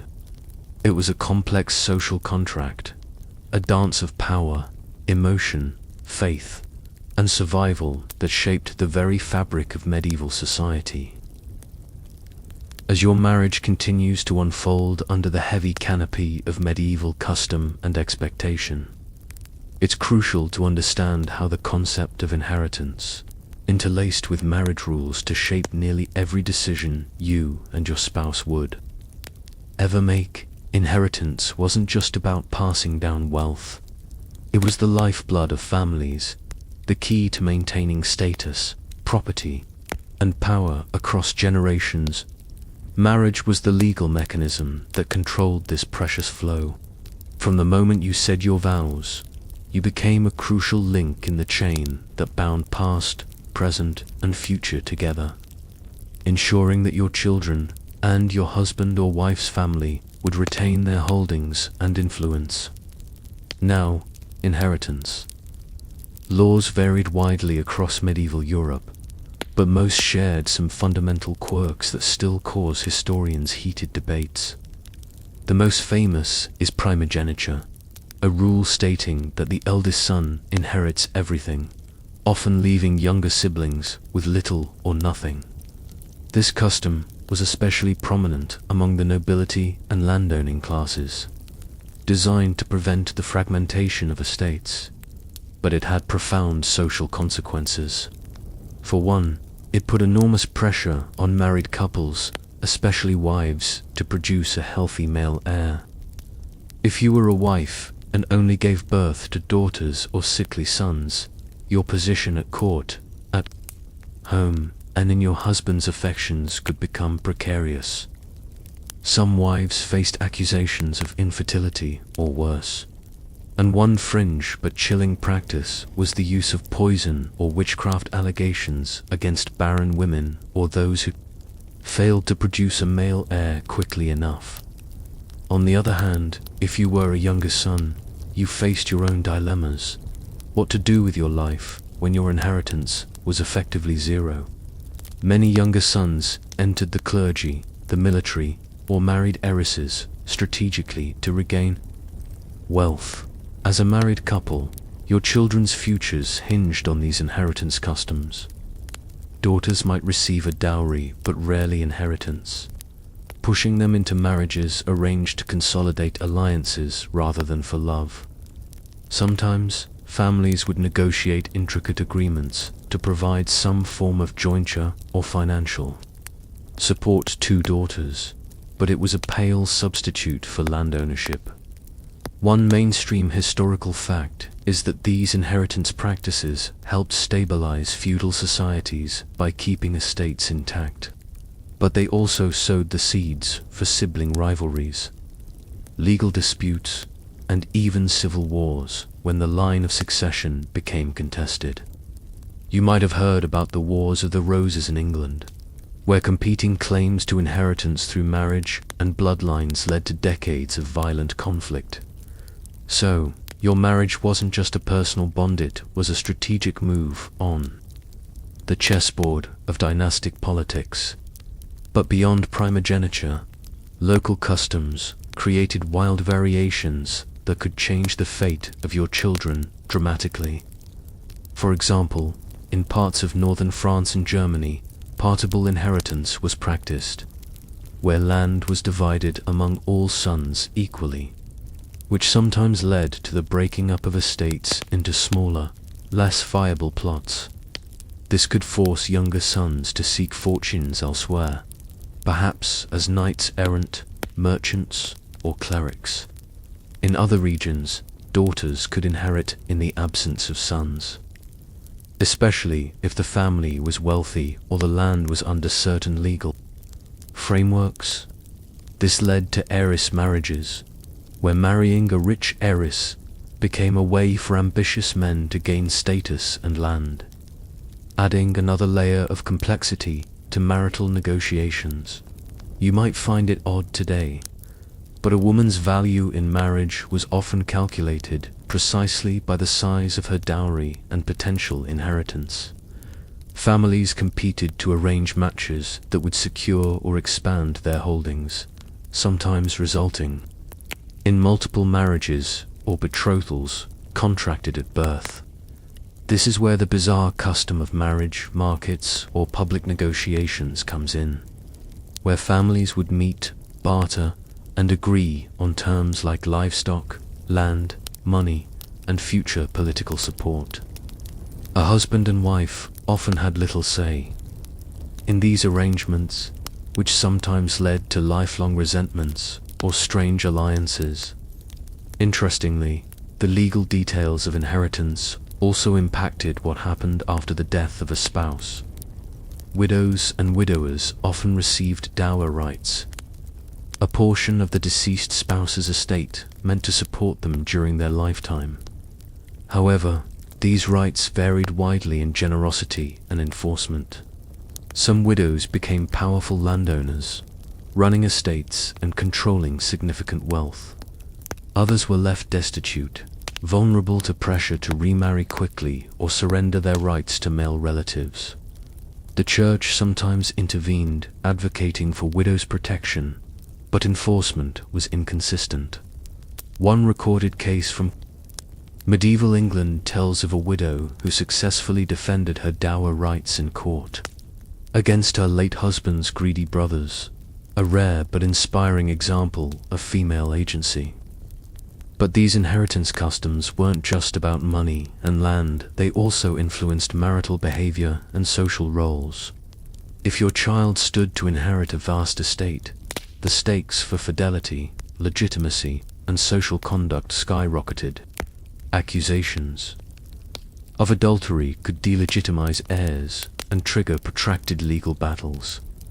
One fringe yet fascinating aspect was the use of trial by ordeal or oath helpers in inheritance disputes, where the community or the accused family would swear on relics or undergo physical tests to prove honesty and legitimacy.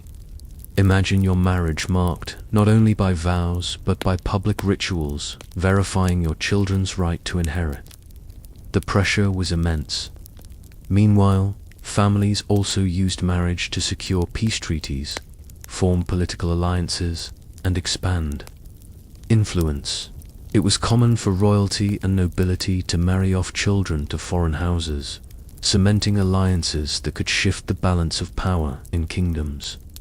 A royal marriage was a diplomatic event, complete with lavish ceremonies, months of negotiation, and huge dowries, sometimes paid in gold, jewels, or even entire castles. These marriages often took place when the children were mere toddlers, with years spent apart until they came of age. The emotional toll of these arrangements on the individuals involved is hard to measure, but certainly present in historical records showing letters from queens missing their husbands or husbands bitter about political maneuvering. For common folk, marriage and inheritance were equally critical, though on a smaller scale. Peasant families carefully arranged matches to keep land and resources within the village or community, sometimes marrying cousins or neighbors to avoid losing property. This practice, while practical, also led to concerns about genetic health, though these weren't understood in scientific terms then. Instead, superstition, prayer, and community rituals attempted to ward off bad blood. If a family's children were consistently unhealthy or dying young, neighbors might whisper about curses or divine punishment. All these factors, dowries, dower rights, political alliances, made medieval marriage a complicated web of personal and public concerns. You weren't just marrying for love or companionship.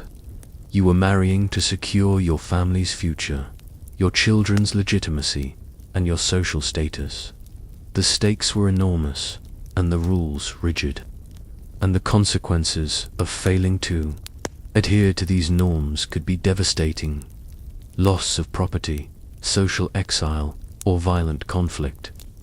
Yet, within this system, people found ways to navigate their lives. Some couples forged deep bonds despite political pressures. Some women wielded surprising influence by managing estates or negotiating dowries. Some families adapted customs to fit local needs, and some love stories flourished, though often hidden beneath the weight of duty. The marriage you entered was a microcosm of medieval society, its hopes, fears, and relentless pursuit of order amid chaos. It bound you not just to a partner, but to your past and future, your community, and your God. As your marriage navigates the tangled web of inheritance, duty, and social expectation, you quickly come to understand that medieval couples had little room for privacy, not just in their homes, but especially regarding their reproductive lives. Childbearing wasn't merely a personal milestone. It was a public event steeped in custom, superstition, and rigid rules designed to control everything from the timing of conception to the naming of offspring. The birth of a child was both a blessing and a public spectacle, and how you managed pregnancy and childbirth could define your reputation and security. Pregnancy itself was fraught with peril, both physical and social. With no modern medicine, many women died in childbirth or suffered lasting injuries, yet the expectation was clear: bear children, preferably sons, to continue the family line. Your community watched you closely, and the church monitored pregnancy, with a mix of spiritual guidance and strict moral oversight. One mainstream historical fact is that midwives were central figures in this process. Often highly skilled women who delivered babies, provided care, and offered advice on fertility and contraception, despite the church's attempts to limit their influence. However, midwives also walked a dangerous line. They were sometimes accused of witchcraft or sorcery if outcomes were poor or if they possessed too much knowledge about reproductive health. This tension between reverence and suspicion of midwives reflects broader medieval anxieties about women's power over life and death. Before conception, there were elaborate rituals and superstitions designed to increase fertility or ensure a healthy child. Couples might pray to saints like Saint Gerard, the patron saint of expectant mothers, or visit shrines dedicated to healing and fertility. Some believed that conceiving on specific holy days or under certain astrological signs would bless the child with health and fortune. On the flip side, conceiving during forbidden times, like Lent or certain fast days, was thought to endanger the baby's soul or physical health. These beliefs weren't just idle superstition, they shaped real behaviors. Couples planned their intimacy around religious calendars and lunar phases, while women might wear protective amulets or carry herbs believed to ward off evil spirits. One fringe but fascinating custom involved the belly washing ritual, where pregnant women's bellies were washed with blessed water or herbal infusions to protect the unborn child from harm. There was even a widespread belief that evil spirits or demons could harm fetuses, especially during the vulnerable stages of early pregnancy. You had to be vigilant, visiting churches, performing prayers, and enlisting the help of holy relics to safeguard the new life growing inside. When it came to childbirth, the experience was communal rather than private. You would be surrounded by midwives, female relatives, neighbors, and sometimes even local clergy. The delivery chamber was filled with prayers, chants, and rituals aimed at protecting both mother and child from danger. One curious medieval practice involved tying a red ribbon around the mother's wrist or the baby's ankle. believed to shield them from the evil eye or malevolent forces. This belief in spiritual protection was so strong that failing to observe these rituals could be seen as negligence or even sin. The moment of birth itself was a critical juncture. If the child was stillborn or died soon after, it was a source of deep sorrow but also intense speculation. Was this a punishment for sin, a sign of a curse, or simply the harsh hand of fate? On the other hand, a successful birth was cause for celebration, often marked by a baptism ceremony within hours or days, since infant mortality was high and ensuring the child's soul was saved was urgent. The baptism wasn't just a religious rite, it was a community event where the child was formally named and introduced into the social order. Naming conventions were strict, with names chosen based on family tradition, saints' feast days, or the child's birth circumstances. One mainstream historical fact is that children often received their baptismal names within 24 hours of birth, reflecting both religious urgency and social customs. Yet there were also quirky variations. In some regions, if a child was born on a market day, they might receive a name reflecting commerce or prosperity. In others, the timing of birth in relation to the agricultural calendar influenced naming choices. These customs underscored how deeply entwined birth and community identity were. Beyond birth, raising children came with its own set of rules and rituals designed to ensure health, piety, and social integration. Childhood was brief and harsh. Children were expected to learn adult roles quickly and obey parents and godparents with little question.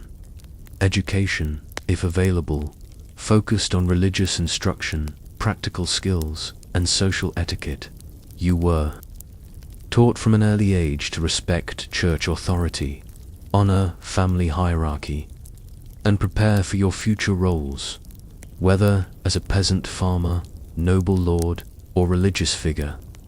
One curious practice involved name days, celebrations on the feast day of the saint after whom a child was named. These were minor holidays with gifts, prayers, and communal feasting, reinforcing religious and social ties. The shadow of mortality loomed large over childhood. High infant and child mortality rates meant that families often buried many children young, and this reality shaped attitudes toward life, grief, and faith.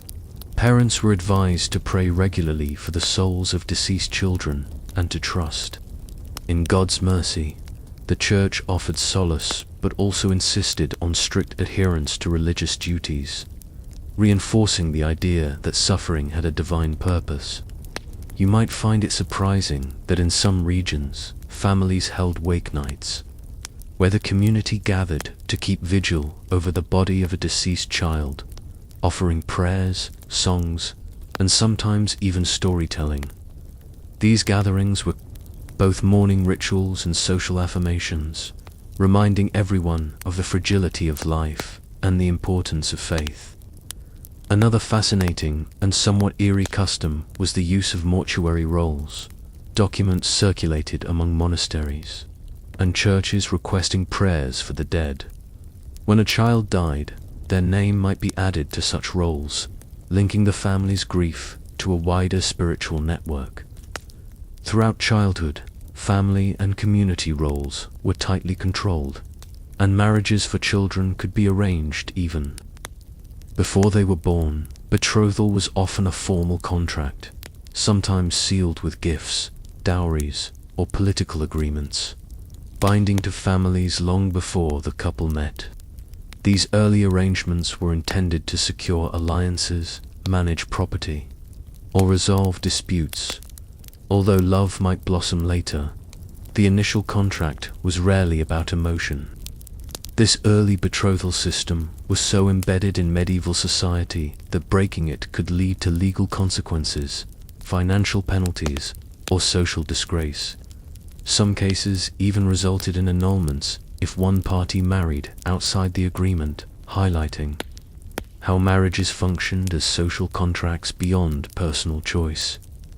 You also need to consider the role of fertility struggles and miscarriages, topics often glossed over but central to medieval marriage experience.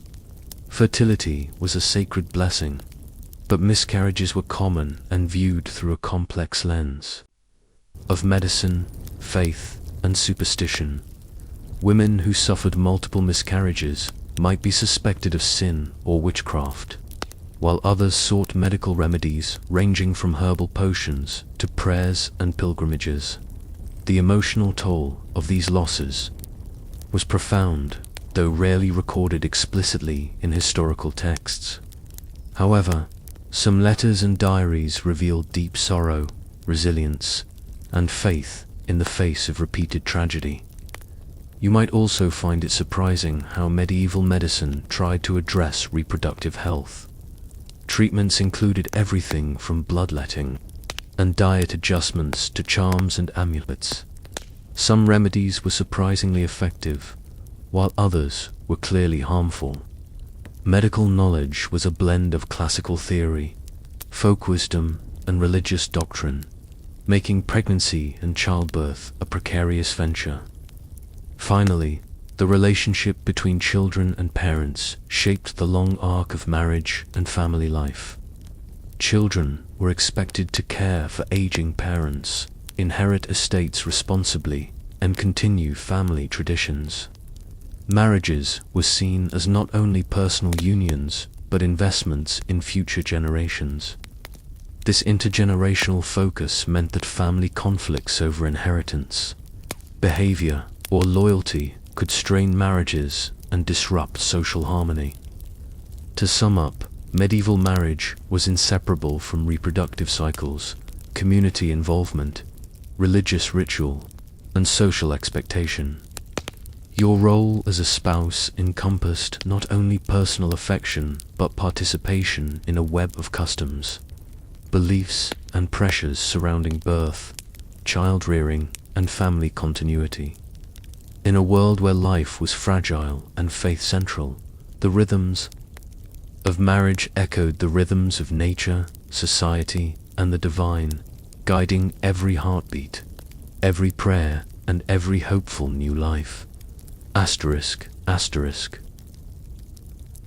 Navigating the maze of medieval marriage, you soon realize that divorce, or more accurately, its near absence, was one of the strangest and most rigid rules controlling your life.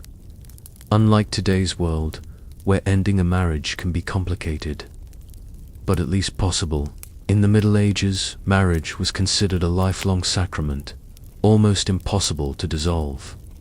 The Church held marriage as an unbreakable bond, ordained by God, and therefore annulments were rare, costly, and typically reserved for the elite. This created a world where couples stuck together no matter the misery, for better or worse, until death did them part. You might find this downright terrifying, especially if you imagine the countless unhappy marriages, or worse, abusive relationships that were locked in place by law and religion. The concept of annulment was the main legal tool available to those who wanted out, but it wasn't like today's divorce. An annulment didn't end a marriage. It declared that a true marriage never existed in the first place, usually due to some technicality, consanguinity being too closely related, lack of consent, or impotence. For example, if you and your spouse were discovered to be distant cousins within forbidden degrees, your marriage could be invalidated, sometimes years after the wedding. This led to some bizarre situations where people learned, after decades, that their marriage was null and void because of some obscure genealogical detail, leaving children's legitimacy and inheritance in doubt. A famous case involved a noble family in France, where an entire lineage was declared illegitimate after a papal investigation revealed forbidden kinship ties, shaking the foundation of political alliances and property claims. Impotence, on the other hand, was one of the few reasons a marriage could be annulled on personal grounds. But proving it was complicated and humiliating. It often involved medical examinations and public hearings, making this private matter a spectacle. Interestingly, impotence annulments were often requested by men wanting to end unhappy marriages, though women also petitioned for them. If annulled, both parties were free to remarry, but the stigma lingered. For most people, however, annulments were unattainable due to expense, influence, or lack of grounds. Thus, separation without formal dissolution became an alternative, though socially fraught and legally ambiguous. Couples might agree to live apart, sometimes in separate households, but they remained legally married. This separation could last years, with neither spouse free to remarry. One quirky but true historical fact is that some medieval couples had arrangements known as trial separations, where they lived apart temporarily to decide if reconciliation was possible. These separations were overseen by clergy or local lords, with strict rules about contact and conduct, making them early prototypes of marital counseling, medieval style. However, these separations could also cause scandal, gossip, and suspicion, especially if the parties were perceived as immoral or neglectful of duties. Another strange medieval custom involved desertion, where one spouse abandoned the other, often fleeing to a monastery or another town. Desertion was considered sinful and illegal, but enforcement was inconsistent. A deserted spouse might petition local courts for support or restitution, but remedies were limited. Some women escaped abusive husbands by entering convents, though this was not a perfect solution since they were still technically married unless they took religious vows. Historians still argue whether convent life was a refuge or a prison for women trapped in unhappy marriages. Beyond formal annulments and separations, the Church's grip on marriage was enforced through spiritual pressure, including penance, excommunication, and community surveillance. For example, a couple contemplating separation might be required to confess, perform penance, and seek counseling from priests. Divorce was seen not only as a social failure but a spiritual crisis, a sign of moral weakness or sinfulness. This stigma helped keep couples together, even when love or respect had long faded. The few cases of divorce-like breakups recorded usually involved nobles or royals, where political motivations sometimes trumped religious doctrine. For common folk, the options were far fewer and less forgiving.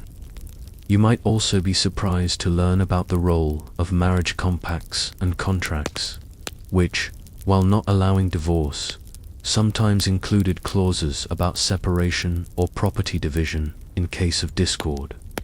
These early prenuptial agreements were rare but showed that people did negotiate their futures within the confines of the Church's rules. These contracts often required witnesses and ecclesiastical approval, giving them legal and moral weight.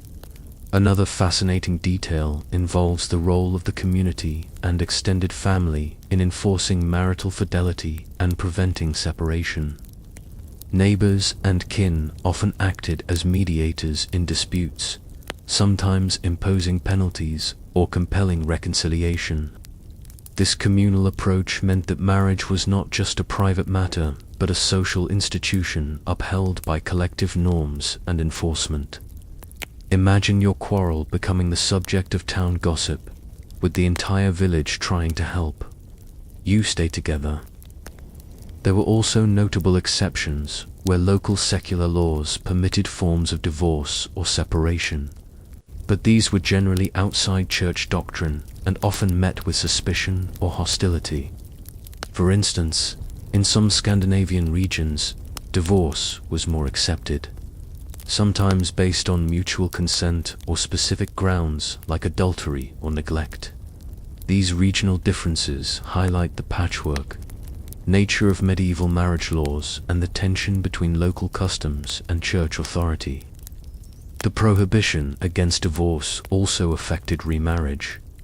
If your spouse died, you were free to remarry, but if not, remarriage was impossible without annulment. Widows and widowers occupied a unique space. They were often encouraged to remarry, quickly to maintain family alliances and economic stability. Some widows became powerful figures in their own right, managing estates and even negotiating remarriages. Others chose religious life, entering convents or monasteries instead of remarrying. The choice carried social and spiritual implications, reflecting the complex roles women could play in medieval society.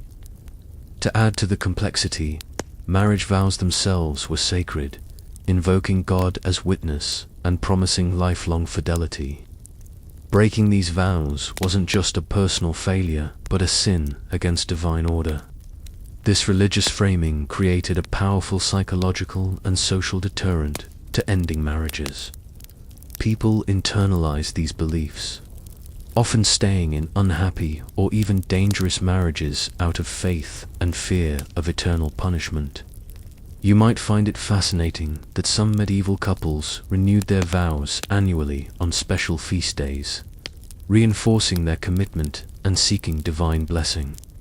These rituals created a rhythm of marriage that echoed religious calendars and communal life, intertwining love, duty, and spirituality. Finally, the nearly absolute ban on divorce shaped how medieval people thought about conflict resolution. Within marriage, since leaving wasn't an option, couples developed strategies to endure difficulties, including humor, compartmentalization, and the intervention of friends or clergy. Sometimes, silence was a tool away to avoid escalating disputes. This enforced coexistence could lead to bitter resentment, but also to unexpected forms of intimacy or cooperation. In a world where marriage was permanent and public, your choices and sacrifices were magnified, making every decision a matter of survival and social navigation. In sum, medieval marriage was a lifelong bond enforced by church law, social pressure, and spiritual belief, with almost no escape route. The idea of divorce was alien, almost unthinkable, making the institution simultaneously oppressive and stable. Understanding this constraint helps explain many other strange rules and customs around marriage. From fidelity to inheritance to reproductive control, it paints a picture of a society where marriage was not just a personal relationship, but a cornerstone of social order and religious devotion, a world where you had to find ways to live, love, and survive within unyielding rules. Asterisk. As your medieval marriage stretches into the complexities of everyday life, it becomes clear that the home itself was governed by unspoken yet powerful rules, designed to control not only your relationship, but also your place in society and the very structure of your family. The household was more than just a dwelling. It was the center of social, economic, and political activity, governed by strict hierarchies and rituals that shaped your daily existence. Your role within the home and your marriage was influenced by these conventions, which regulated everything from sleeping arrangements to financial management and social interactions. The division of labor between spouses was rigid yet nuanced, often reflecting broader social norms about gender and class. As a wife, you were expected to oversee the domestic sphere, managing servants, preparing food, supervising textile production, and ensuring the household's smooth running. This wasn't just busy work. It was critical to your family's status and survival. A well-managed household could enhance your reputation and strengthen your family's position in the community. You might find it surprising that these responsibilities often included handling complex economic affairs. For example, noblewomen frequently controlled the estate's finances when their husbands were away on war or politics, managing rents, collecting dues, and negotiating with tenants. This gave some medieval women significant power, though always under the broader authority of their husbands or male relatives. In contrast, husbands were typically responsible for external affairs defense, political alliances, and legal matters, but this didn't exempt them from household duties entirely. The medieval home was a shared space where both spouses' contributions were vital, albeit in different ways. One mainstream historical fact is that the layout of medieval homes reflected social status and gender roles. Noble households often had separate chambers for men and women, with the solar a private room for the lord and lady serving as a retreat from the more public areas. In peasant homes, space was more limited, and families often shared a single room for living, cooking, and sleeping, making privacy a rare luxury. Sleeping arrangements themselves followed custom and practicality. Couples often shared beds, but not always, especially in larger households where servants or children slept in the same room.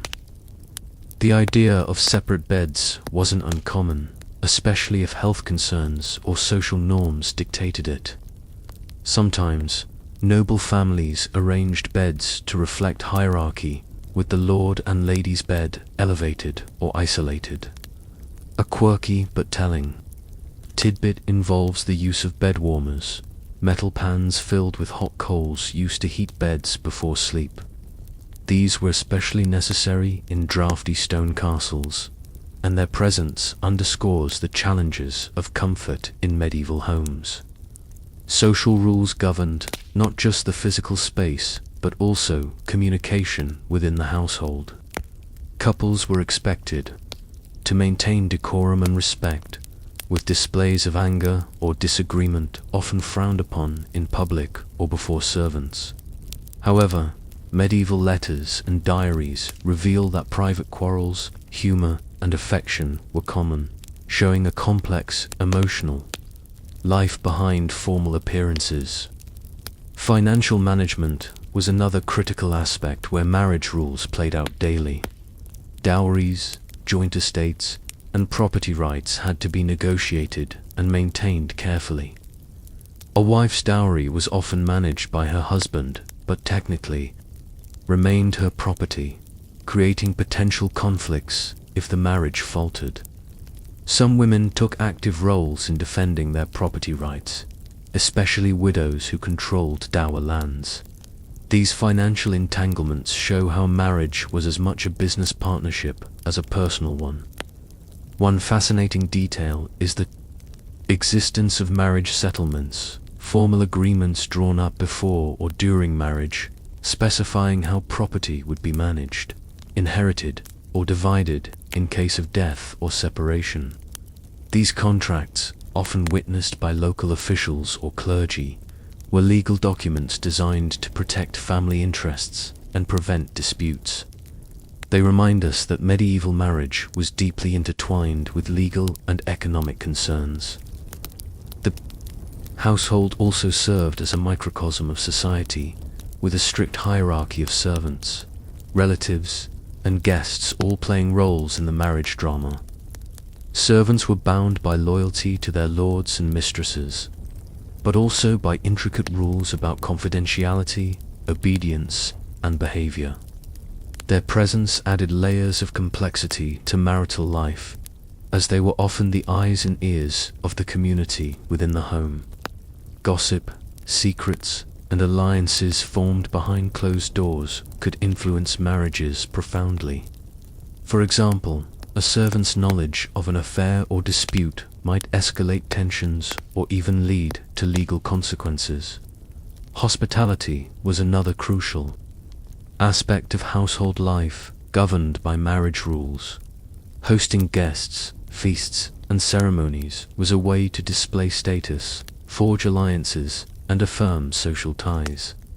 The lady of the house usually organized these events, showcasing her management skills and social grace.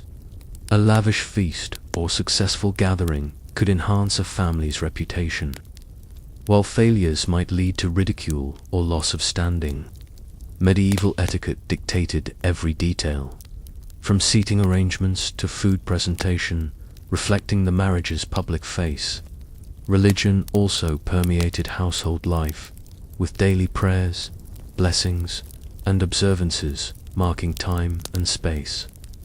The marriage altar, family chapel, or local church was central to these rituals, reinforcing the spiritual dimension of marriage. Couples were expected to participate in religious life together, modeling piety and moral behavior for their household and community. The intersection of faith and domesticity meant that moral instruction, confessions, and penance were woven into daily routines, shaping the marriage's ethical framework. A surprising element of medieval household rules involved pets and animals, which were both practical and symbolic. Dogs, cats, and birds were common companions, but their care and presence also reflected social status and marital harmony.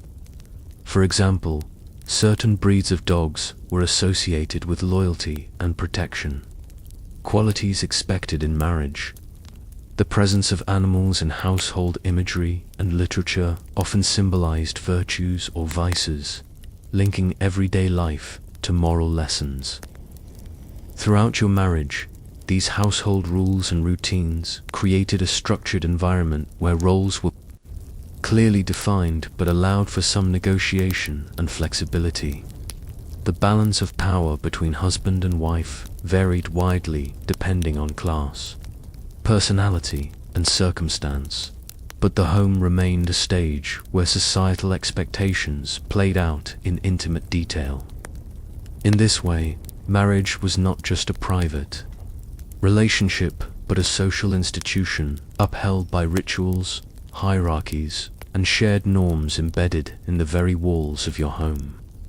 Understanding these rules helps illuminate the lived experience of medieval marriage, showing how love, duty, and survival intertwined in the everyday spaces where people lived, worked, and loved. In the ever-unfolding saga of your medieval marriage, the role of social status and class emerges as a dominant force, shaping every aspect of your union. From the initial matchmaking to daily life and beyond, influencing not only how you and your spouse interact, but also how others perceive and treat you. The medieval world was fiercely hierarchical, and marriage was one of the clearest mirrors reflecting social distinctions. Whether you hailed from noble blood, the burgeoning merchant class, or humble peasantry, your class dictated the rules you followed, the expectations you endured, and the opportunities available to you and your family.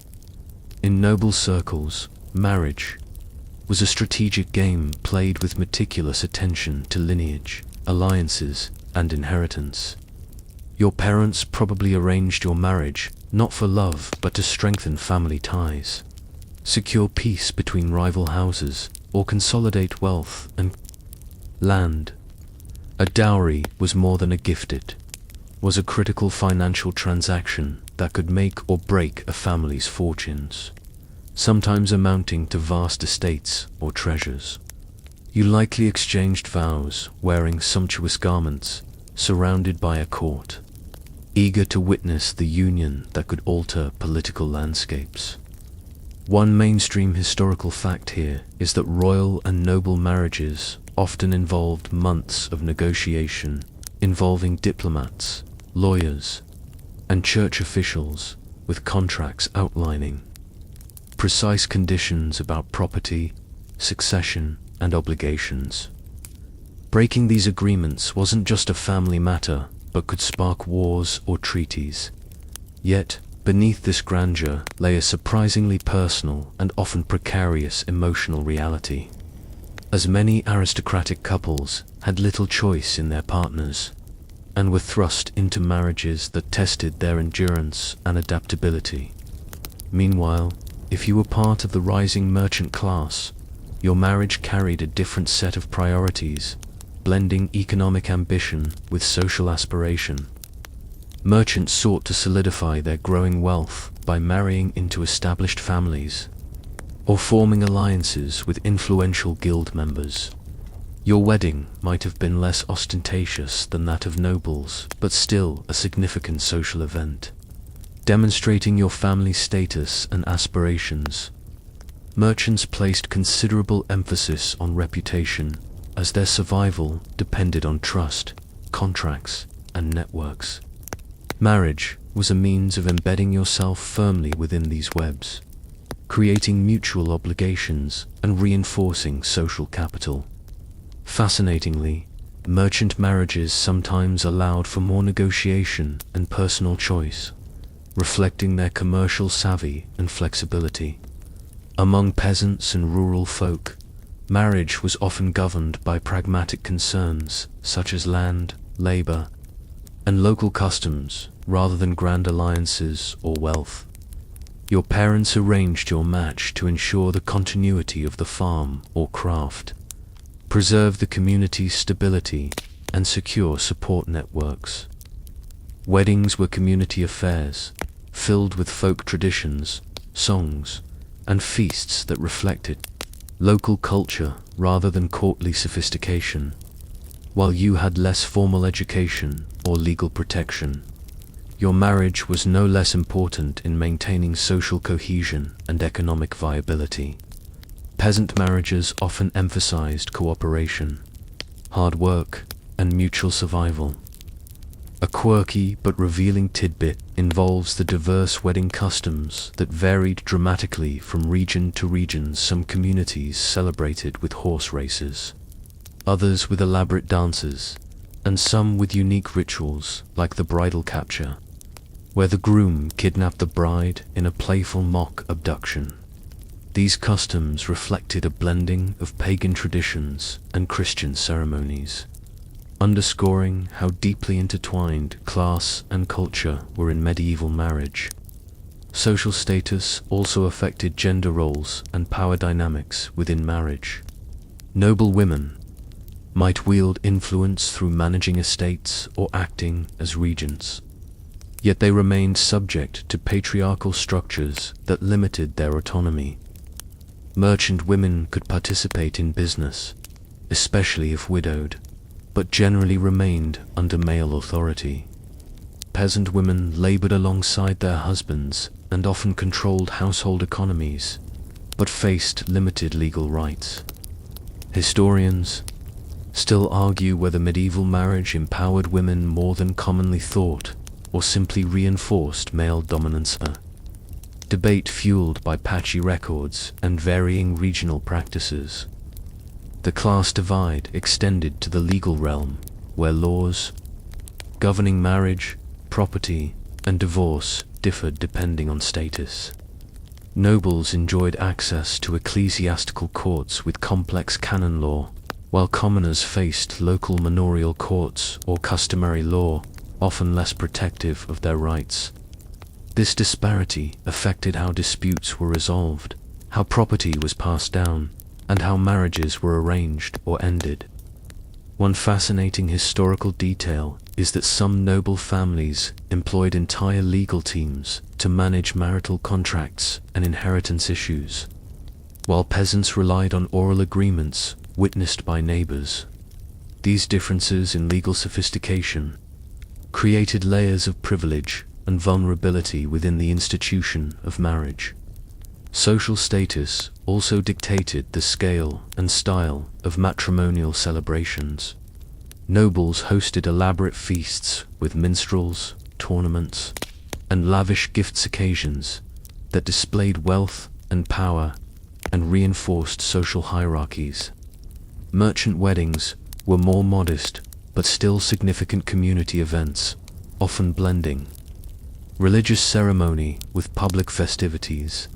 Peasant weddings involved communal labor exchanges, shared food, and folk rituals emphasizing collective joy and support.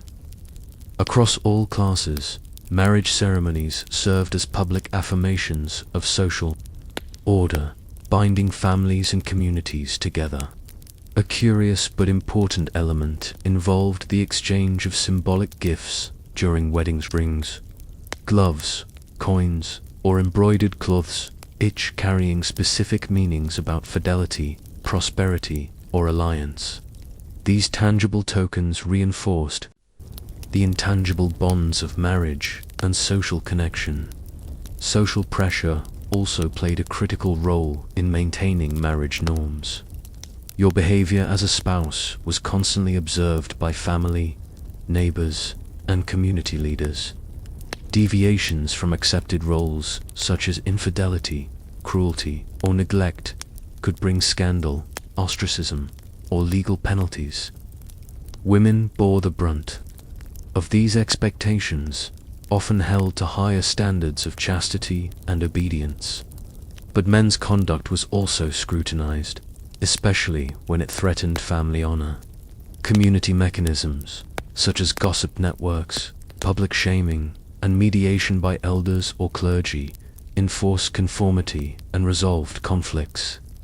The intertwining of marriage and social status meant that your union was never just private. It was a public performance with consequences for you, your family, and your class. Even the upbringing of your children was influenced by your social standing. Noble children were groomed for leadership, educated in multiple languages, and prepared for roles in court or the church. Merchant children learned trade skills, literacy, and business practices. Peasant children acquired agricultural or craft knowledge and were integrated into community labor. These educational differences perpetuated class divisions and shaped future marriages, ensuring that social status remained a cornerstone of medieval life. Finally, it's worth noting how social mobility, though limited, could occur through marriage. Ambitious merchants might marry into lower nobility, gaining titles and lands, while impoverished nobles might marry wealthy commoners to restore fortunes.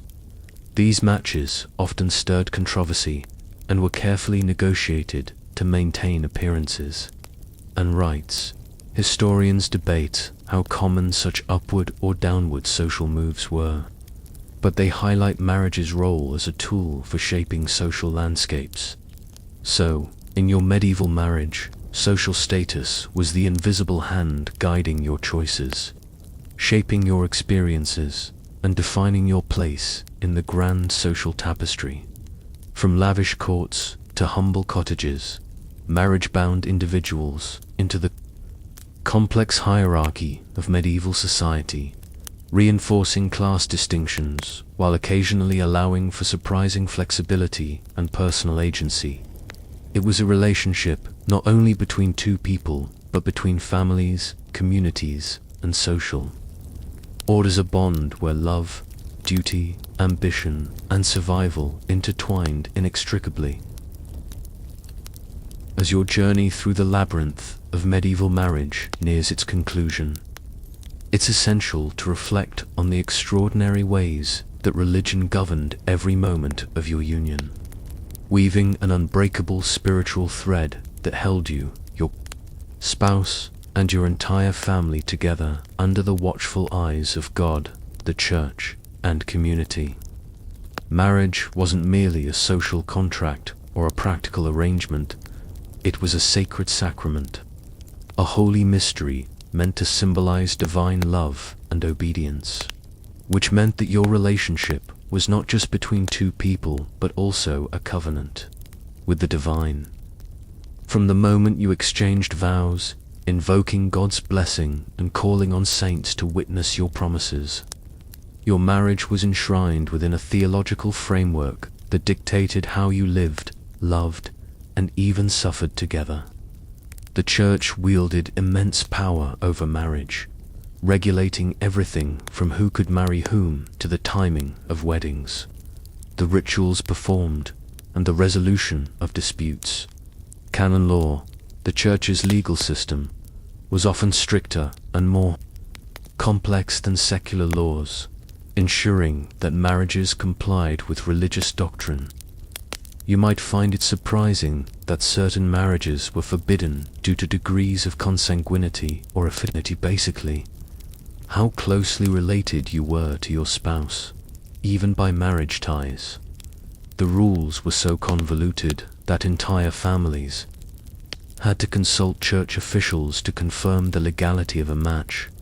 This led to the common practice of obtaining papal dispensations, special permissions granted by the Pope to marry within prohibited degrees, especially among nobility, where political alliances often trumped blood taboos. One mainstream historical fact is that these dispensations were costly and politically significant, reflecting the intertwined nature of church authority and medieval power structures. The wedding ceremony itself was rich in symbolism and ritual, beginning with the betrothal or promise of marriage and culminating in the exchange of rings and the nuptial blessing. The liturgy emphasized the sanctity and indissolubility of the union, reminding you that your vows were not just words but divine commands. The priest acted as both spiritual guide and legal authority, binding you together before God and the community. Within this sacred framework, your role as a spouse was deeply spiritual, marked by duties of fidelity, mutual support, and raising children in the faith. The Church's teachings stressed that marriage was a path to holiness, encouraging couples to endure hardship patiently and to view their union as a reflection of Christ's love for the Church. This spiritual perspective offered comfort, but also reinforced strict expectations. You were expected to submit to your spouse lovingly, maintain chastity, and participate actively in religious life. Sexuality was framed as both a duty and a potential sin, permissible within marriage, but regulated by the Church's teachings on procreation and morality. Open, scholarly debate continues on how medieval couples actually experienced these teachings. Did they embrace the spiritual ideal, resist it, or negotiate their own meanings? While official doctrine emphasized procreation as the primary purpose of sex, historical records revealed that medieval people had a nuanced understanding of intimacy, pleasure, and companionship within marriage, sometimes at odds with church expectations. Beyond the wedding day, the Church's influence extended into daily life through sacraments such as confession, penance, and communion, which reinforced marital bonds and moral conduct.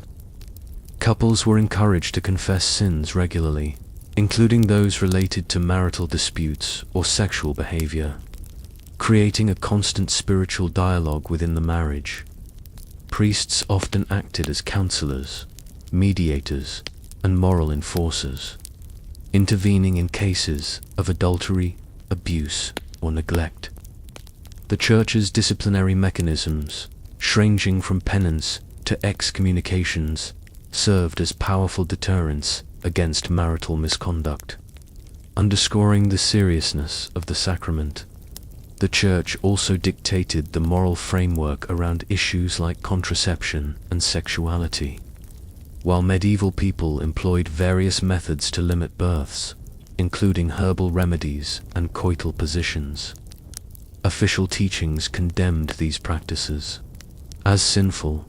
This tension between human desire and religious doctrine added complexity to marital life, with couples navigating their own needs within spiritual constraints. One quirky historical tidbit involves the widespread belief in the Stone of Chastity, a supposed relic that could prevent sexual activity or enforce fidelity, an example of how religious belief, superstition, and marital control intersected in fascinating ways.